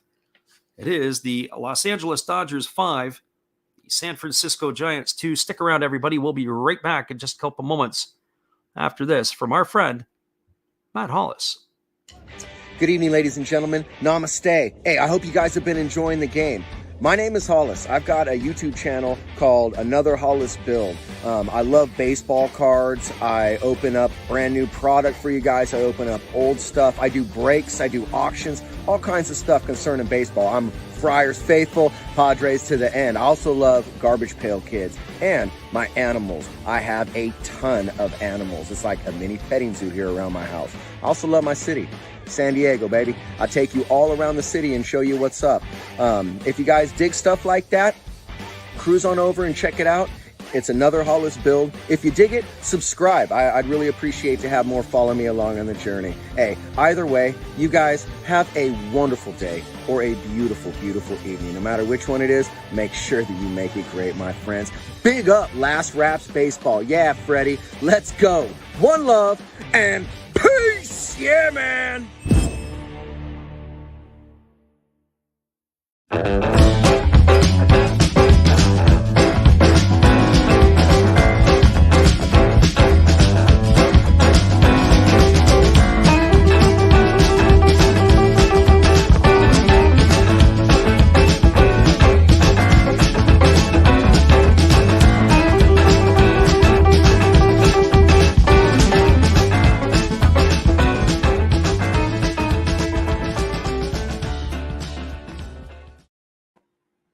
Welcome back, everybody. We are moving now to the bottom of the 8th inning and slated to come to bat. It is going to be Dixon Machado, Austin Slater, and Wilmer Flores. We do have another pitching change for the Dodgers. It's going to be Alex Vesia coming in to replace Caleb Ferguson. So Vesia is on in relief, as he is going to be replacing Caleb Ferguson, who came in and did his job retiring the Giants in order. In the 7th inning, it has been 7 in a row retired by the Dodger bullpen as we move here to the bottom of the 8th inning. So Vesia working in his 42nd game of the year. He's 3-0. He's got a 3.24 ERA, and the first pitch offered to Machado is a fastball missing upstairs for ball one, and the count's 1-0. Machado today is 1 for 2. He singled and grounded out in his 2 trips to the plate. He's got his average to 214. And here comes the offering from the lefty Vesia, who kicks and fires at his fastball that misses upstairs. And the count is now going to be 1 ball and 1 strike to Machado. Have to jump out and get ourselves another drink of water. And here comes the 1-1 pitch. There's a fastball that misses inside, and the count is now 2-1. Our friend Made of Juice says that Vesia is having so much trouble lately. His fingers crossed he does better today. Yeah, we saw him the other night get roughed up a little bit. Haven't really followed the Dodgers all that closely this year, but I have seen him, and he's had mixed reviews when we've watched him lately. There's a fastball that swung on and fouled away, and the count is now 2-2 to Machado. I was talking about this in the stream throughout the last few days, and I was saying about how when I saw Dixon Machado take batting practice with the Tigers, which would have been either 2018 or 17 in Seattle, he had to have some of the worst BP swings I've ever seen. Only Josh Reddick of Oakland rivaled worse. And again, that's one particular day and one particular time, but that's what you remember. And there's a fastball swung on it. It's popped up into shallow right field. Mookie Betts is camping out underneath it. He makes the catch. And Machado is retired for the first out of the inning, and that's going to bring up the top of the order in Austin Slater. For Slater today, he is 1 for 3. He finally broke the schneid. He was 0 for 16 in the series. And then he had a bunt base hit back in the 5th. He's also got himself a stolen base. He's brought his average back to 270. So when this series started, Austin Slater was batting 290. His average has dropped 20 points here against the Dodgers. And here's the first pitch. It's a fastball swung on and missed, and the count is quickly 0-1 to Slater. So no balls and 1 strike. The Giants are running out of time here. They got 5 outs to try to catch back up here. As here's the 0-1 offering. It's a breaking ball that drops in for a called strike, and the count now goes to 0-2. So no balls and 2 strikes. Our friend in the living room asked if we had any tips tonight for the Japanese games or anybody like that. Maybe tell you who I like versus who I don't, as it's the first game of the new series is for everybody. So no balls and 2 strikes.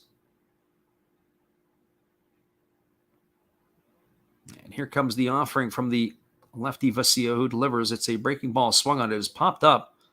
This ball is down the right field line. Giving chase is Freddie Freeman, and it's off his glove, and he can't make the play. Well, the problem there is Freeman was racing down. The security and the ball boys were over there. I don't know if it actually hit the netting first and came back, but he also had to try to avoid the fellas that were the security and the ball boy. It hit him in the heel of the glove. And as he runs into the netting, he almost ran into the security guard who was down the line there as he was moving his bucket trying to get it out of the way. So Austin Slater has got second life. That's going to be no balls and 2 strikes to him. Our friend the living room asked, and I was telling him yesterday about Yuki Nishi and Daichi Osera being the Friday starters, and that's who we're going to go head-to-head each other in the Tiger Carp game. So I would stay away from that one. There's a fastball swung on and missed, and Slater has gone on strikes for the second out of the inning, and that's going to bring it up to the second baseman, or leave it up to the second baseman, Wilmer Flores. If there's any particular game that I would consider and say, yeah, you know what, maybe that is a lock, I don't know if I've got one tonight for you based on the starting pitching. I have to do my homework. I would probably lean toward the Swallows over the Giants tonight. The Giants have really been struggling lately, and there's a first pitch fastball taken for a called strike. The count is 0-1 to Flores, but even there, I'm not warm to anything. I'd have to do a little bit more homework other than just by glancing at the starters. I probably would take Yokohama to knock off the Dragons. So I'll give you that one tonight. That's what I would say. I'll stand by Yokohama over Chinichi. The game is at the Nagoya Dome, at the Vantolin Dome in Nagoya. Here comes the 0-1 pitch, and there's a fastball swung on and fouled away, and the count is now 0-2 to Flores. So no balls and 2 strikes. Flores batting from the right side against the left-handed slants of Vesia. He slightly chokes up off the end of the bat. There's 2 gone here in the bottom of the 8th inning. And here comes the offering from the lefty who kicks and delivers. It is a breaking ball swung on and grounded foul. The count remains at 0-2 to Flores. As we wrap up this game here today, go out for a stretch and for a little bit of walk, get some exercise in. It's a beautiful day here on the West Coast. It was rain in the area earlier. And some much needed rain, as we were certainly haven't had anything in a little bit of time. And here comes the 0-2 pitch now to the right-handed hitting Flores. There's a fastball swung on and missed. And Vesia has come in and struck 2 of the 3 batters. He retired out here in the 8th inning. No runs, no hits, no errors, and nobody left the board. We are now through 8 complete in San Francisco. It is the Dodgers 5, the Giants 2. Stick around, everybody. We'll be right back after this with the call. The top of the 9th inning from our friend Dave again. Be sure to check out his channel. Hey everybody, thanks for checking out the game and Last Raps Baseball. This is Dave, Zero Thought Sports Cards. If you like pack openings, baseball, all that good stuff, check us out. Drop a comment on our channel this month to win a mystery pack of cards. All you gotta do is say Last Rap sent you to be entered. And we'll drop a video later on this month announcing the winner. Enjoy the game. Appreciate you, Dave, and your support of the channel. Check out Zero Fox after the game. Let him know we sent you, and he'll put you in for a free pack of mystery cards. He'll even ship it out to you at no cost. Hang tight, everybody. We'll be back in just a moment. Here's a little bit of bluegrass to get you flowing.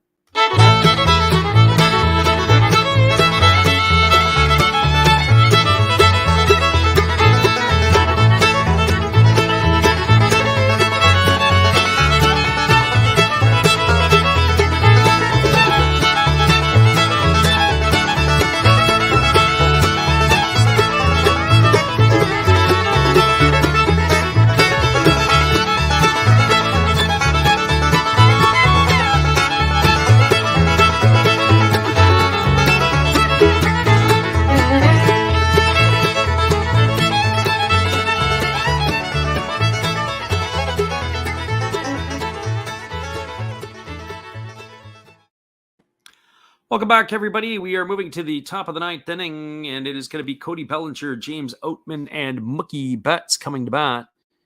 And it is going to be yet another pitching change as the right-hander Camilo Duvall is coming in to work here the 9th inning. Duvall is working in his 45th ball game of the year. He's 3-5. He's got a 3.14 ERA, 43 innings, 18 walks, and 54 strikeouts. As Camilo Duvall is coming in to replace Dominic Leone. So for the Giants here in this one, this is the 7th pitcher used today by the San Francisco Ball Club. And they did make the correction on that, as it was Kapler ejected by Phil Cousy in the 6th inning. And it was the question of his, now with the ejection being taking place,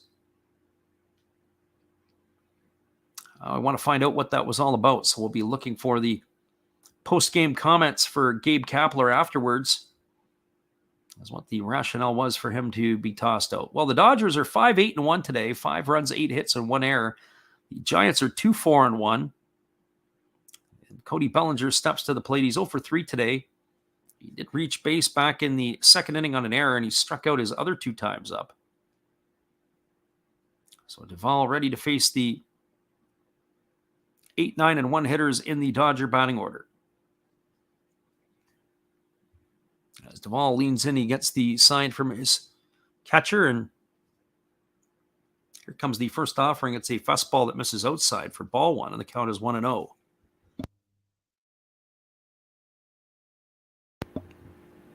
Bellinger batting from the left side against the right-handed throwing Duvall.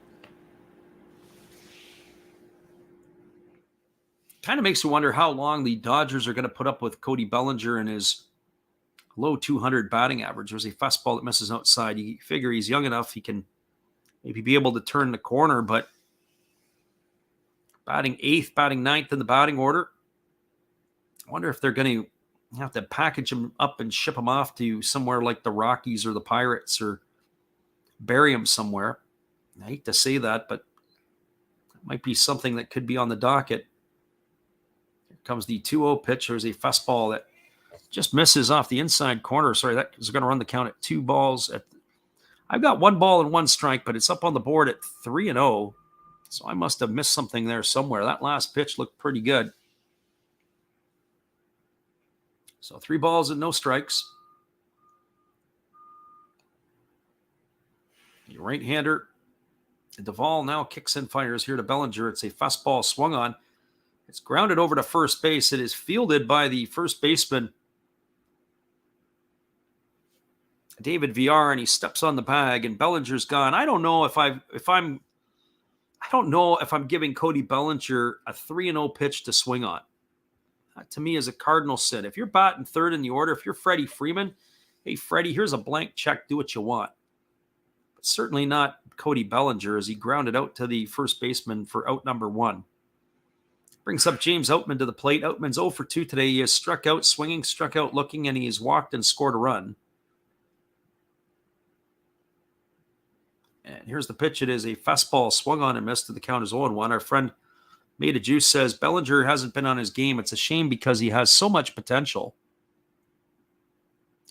Well, Cody Bellinger, as I mentioned before, I saw him live in person against the Marlins, and just the way that he handled himself as a rookie, I wasn't necessarily sure that that was going to fly. He was already giving shtick to the umpires. There's a fastball taken at the knees for a called strike, and the count is quickly now 0-2 to Outman. So no balls and 2 strikes. Outman will be followed by the right fielder, Mookie Betts. So the right-handed thrower Duvall holds set. And now he kicks and delivers. It's a fastball at 102 miles an hour that just misses upstairs. The count is now 1-2 to Outman. I think of that trade for Eric Hosmer the other day when the Red Sox acquired him from the Padres. They basically paying everything except for the minimum to get him out of their clubhouse. That was crazy. A fastball that misses down, and the count is now 2 balls and 2 strikes to Outman. I couldn't believe that that was what the deal that they made. Basically, the Red Sox are getting Hosmer for the rest of his contract, and the Padres are paying for it. Here's the 1-2 pitch. It's a fastball swung on. It's tap foul over on the first base side, and the count remains at 2 balls and 2 strikes to Outman. When I look at Cody Bellinger's contract situation, he is going to be paid. He's being paid $17 million this year. He's arbitration eligible after this season. Well, those arbitration hearings. I'm curious to see what they're going to sign him for. He's certainly not worth the $17 million they're paying him today. And the earliest he can be as a free agent is in 2024. There's a fastball swung on and fouled away. The count is now 2-2. So I'm curious what he is going to get in arbitration for next year. But I would say this, and he's going to have to do one of those type of deals where he's going to have to play his way into a contract. Kind of like Aaron Judge this year, having an absolute career year for the Yankees. He is going to get paid next year somewhere, either New York or wherever it's going to be. There's a fastball swung on and fouled away. The count remains at 2-2 to Outman. Cody Bellinger is, I don't know who's going to pay Cody Bellinger some of that stuff. Beta Juice says the Padres are a force not to be reckoned with, especially with Soto on their team now. Well, I still don't know if I like their pitching in October. I don't know if they're going to have enough to get over the hump. There's a breaking ball swung on and missed, and Outman is retired for the second out of the inning. I know they've got regular season stuff, but I don't know if they've got October stuff. Blake Snell has not been the same pitcher since leaving Tampa Bay. Yu Darvish, well, we've seen Yu Darvish's act before in October. Good pitcher in the regular season. Joe Musgrove's having a great year this year. How is he going to hold up in the fall? Mike Clevenger, well, is he battle tested in October? We're about to find out. So you think of the pitchers that they roll out there and what they have as their starters. Who are their top three going to be? Who are the guys that are going to be carrying the mail? That's what I want to know. So with two gone, that's going to be Mookie Betts coming to the plate. Now, mind you, the offense is going to have to score runs to be able to do it, but good pitching always beats good hitting at the end of the day.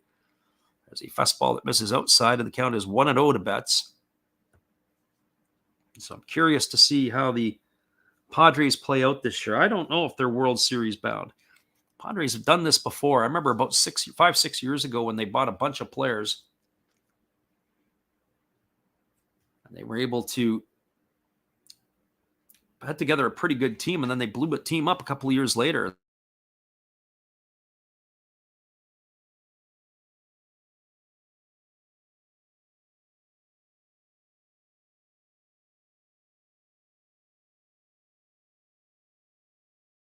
For this year and next year, and if they don't do damage this year or next year, then maybe they don't do any damage at all. There's a breaking ball swung on and fouled away. The count is 1-2 to Betts. You look at that team, not a single player offensively is a homegrown player, and I can't even call Ha-Seong Kim that.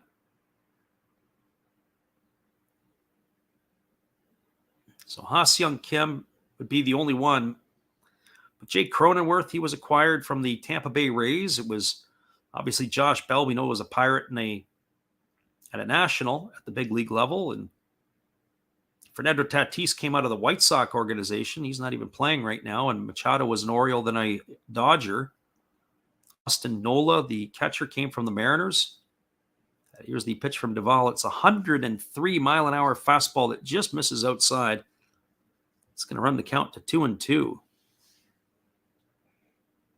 You think of the outfield from right to left. Soto, of course, was a national. The center fielder, Grisham, was a Brewer. And the left fielder, Profar, well, he started with Texas and went to Oakland. So that whole lineup built on the trades, including Brandon Drury and everybody else, Jorge Alfaro off of the bench. Trades are free agency. They still got Will Myers. They wanted to get rid of Will Myers too, but there were no takers. So that fastball misses down, and the count's now 3-2 to Mookie Betts. So Duvall, the right-hander, leans in. He gets the sign from his catcher, wins. Here comes the payoff pitch to Betts. And now he comes set. It's good old-fashioned hard ball right here. The power-throwing right-hander Duvall, ready to deliver. And he kicks and fires. It's a fastball that's taken for a called third strike. Some nice backdoor run on that pitch as Betts stood there like the house by the side of the road and watched it go by for out number 3. That is going to do it here for the Dodgers in their half of the ninth inning. No runs, no hits, no errors. Nobody left the board. We're now through 8.5. It is the Dodgers 5, the Giants 2. Stick around, everybody. We'll be back here in just a couple moments, as it is going to be the bottom of the ninth inning. The Giants are down to their last wraps here in the ninth. We'll be right back in just a few. Hello, guys. Steve Rademacher coming at you. I'm having my 500 subscriber giveaway if we get there by the end of this year. That's my name and my channel, Steve Rademacher. All you have to do is be publicly subscribed, and then you can enter to win once we hit the magic number, either an unopened, still sealed box of Star Trek official trading cards, Next Generation and Original Series. If that's not your cup of tea, we have Fleer Adrenaline with a Deer Dick rookie card. I have pulled out an autograph from one of these, and there are relics. If that's not your thing, how about an unopened box of 1987 Donruss Baseball? Just come watch me, subscribe, and enjoy the show. Thank you.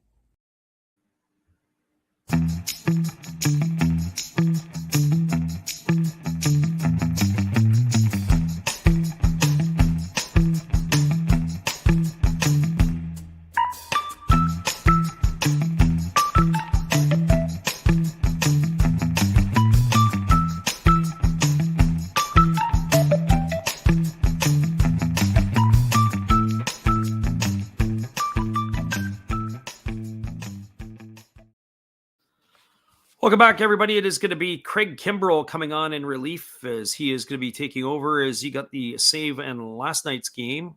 He is going to be here facing the 3, 4, and 5 hitters in the San Francisco order here in the ninth inning, as the Giants are down to their final 3 outs. Yastrzemski, Mercedes, and Davis to face the right-hander Kimbrell. Kimbrell has not been his sharp self this year. He has struggled a little bit. The longtime veteran broke in way back in 2010 with the Atlanta organization. Has been a 8-time All-Star. He was a Rookie of the Year in 2011. We're going to have to start saying that he's probably going to be talking about Hall of Fame material here for Kimbrell. One would have to think. So here he is, ready to face the left-handed hitting Mike Yastrzemski, the 34-year-old Kimbrell, 3-4 on the year. He's got 19 saves. He led the league back in 2011, 12, and 13 and 14 with the Braves in saves. There's a fastball taken for a called strike, and the count is quickly 0-1 to Yastrzemski. Yeah, he was 4-time All-Star, and then he went to the Padres for a year. I saw him in 2015 with San Diego, and he was pretty good. Wasn't great, but he was pretty good by his standards. There's the pitch. It is a breaking ball that misses down, and the count is 1-1. And then he went over to Boston and enjoyed 3 All-Star seasons with the Red Sox. And he bounced around a little bit. He was with the Cubs for 3 years, and then with the White Sox last year. And now he's locked in here with the Dodgers. Here's the pitch. It is a fastball swung on. It is grounded to the right side. It is fielded neatly by the shortstop Turner. He throws to first. And Yastrzemski is gone on a ground out, 6-3 for out number 1. And that is supposed to bring up Yermin Mercedes, but instead we're going to see Brandon Belt coming to hit, as he is coming in to pinch hit. There is all kinds of traffic across the Golden Gate Bridge today. Beautiful sunny day in San Francisco. So Brandon Belt on to hit for Mercedes. Belt is hitting .238 on the season. He's swung the bat much better as of late. Here's the first pitch. It is a fastball swung on and fouled right back off the catcher Smith for strike 1, and the count is 0-1. Our friend Made of Juice says Kimbrell might choke again. Well, Kimbrell is, as I said, he's got to start talking about Hall of Fame mentions for him. I don't know how many more years he's going to have to put together to finish cementing that. There's a fastball swung on. This ball is drilled down the right field line. It's in the corner. It's going to be extra bases. Digging for second is Belt, and he's going to get in there standing up as he's got himself a 1-out double. And that's going to bring up the third baseman, J.D. Davis. So the Giants are not dead yet. That was a fastball that came up and into Belt, and he made no mistake. He kept his hands inside it well and pulled that ball right down the right field line. Nice job by him.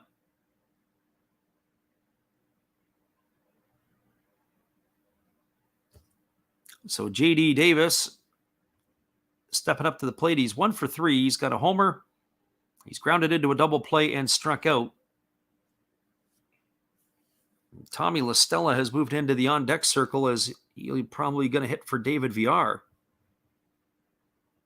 And the first pitch is a breaking ball that misses down to Davis, and the count is 1-0. Davis today had that 2-run homer that's given the Giants all their runs so far.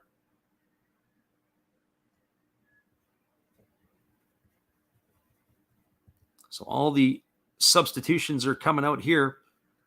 The Giants are trying to do everything they can to get back into this one.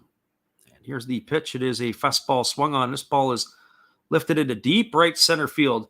Moving back on the warning track and making the catch as he braces himself up against the fence is Bellinger, tagging at second and heading to third is Brandon Belt. And that is going to now make it 2 out. That'll bring up the pinch hitter, Tommy La Stella.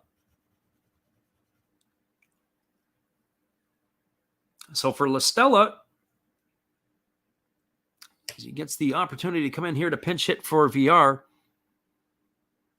it's good to have him back into the lineup, I would think, for the Giants. La Stella's batting .244 on the season. Homers and 11 runs batted in. And here comes the first offering from the right-hander Kimbrel, who delivers a breaking ball that's down. It squirts away from the catcher, and coming home to score the run is Brandon Belt. That is going to cut the score line to 5-3. So that's going to be a wild pitch. Charge to Kimbrel. So a round of applause as the San Francisco Giants have cut the lead to 5-3. Look at that last pitch. It was a breaking ball down. The catcher, Smith, unable to corral it as it squirted away up the first baseline. So 5-3 is the score. It's two gone here in the ninth. It's 1 ball and no strikes to La Stella. Here's the pitch from Kimbrel. It's a 95-mile-an-hour fastball that misses off the outside corner. The count is now 2-0. So 2 balls and no strikes. Just a reminder, we are going to wrap this one up. We'll give you all the out-of-town scores when this one is finished before we put this one to bed. So here's the pitch. It is a fastball that misses outside, and the count now goes to 3-0. So 3 balls and no strikes to Tommy La Stella. Lamont Wade Jr. has moved into the on-deck circle. Looks like he's going to come and hit for Austin Wins.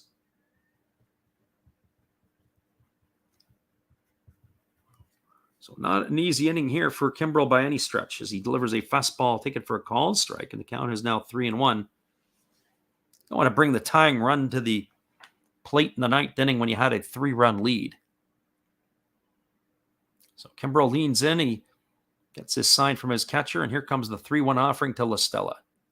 There's a fastball swung on. This ball is driven foul down the right field line. La Stella turned on it, and he gets it into this section where the number of elderly folk are sitting. So 3 ball and 2 strikes. You got to be careful there. That ball comes in a hurry. So 3 balls and 2 strikes it is. Here comes the offering here from Kimbrel. There's a fastball swung on and missed. And La Stella has gone on strikes, and that is going to end it here. The 3rd out of the inning as Kimbrel comes in and does his job. There was a run in the inning. There was a hit. No errors and nobody left aboard. Your final score from San Francisco.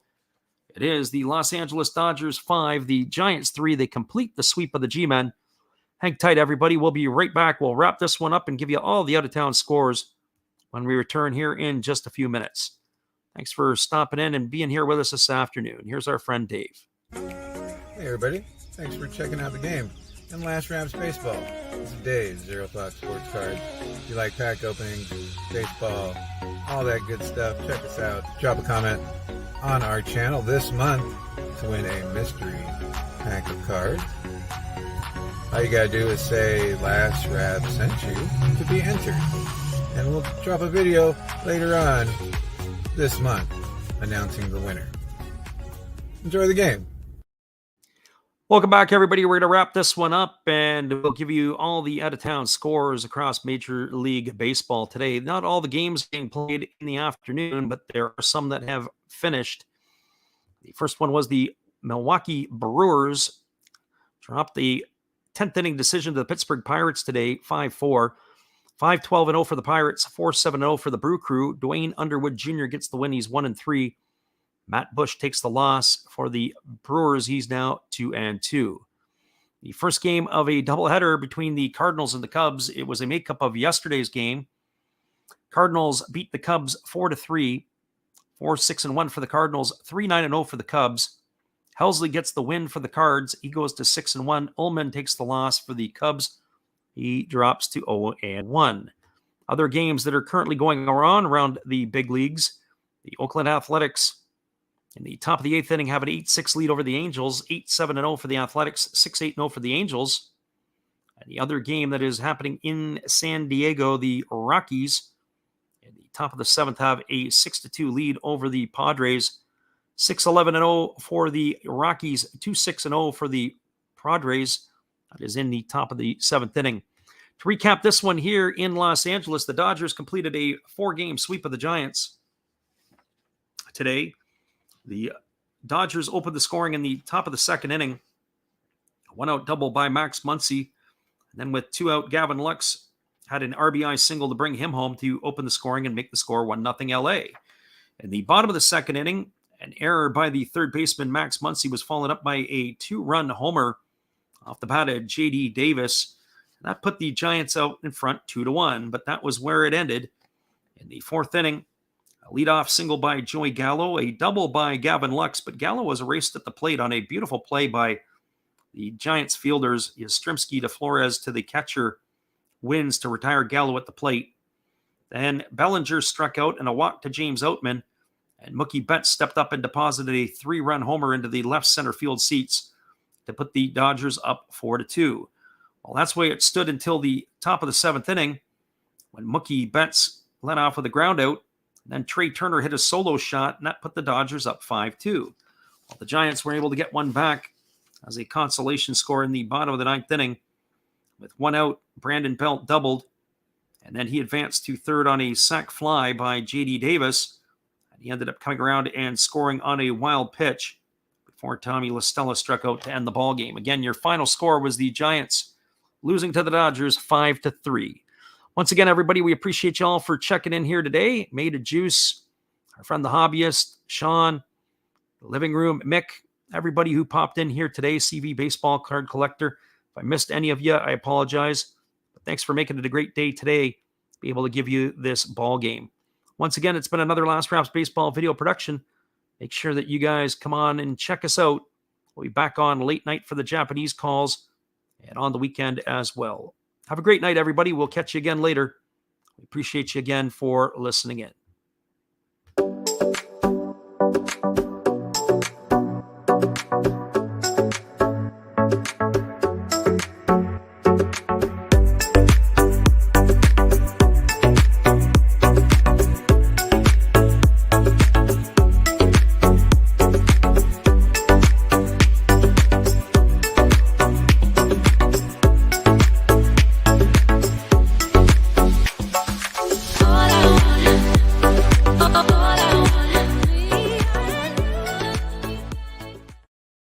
Thanks again, everybody. Come on back for Japanese ball late tonight, Tohoku and Fukuoka. Have a great day, everybody.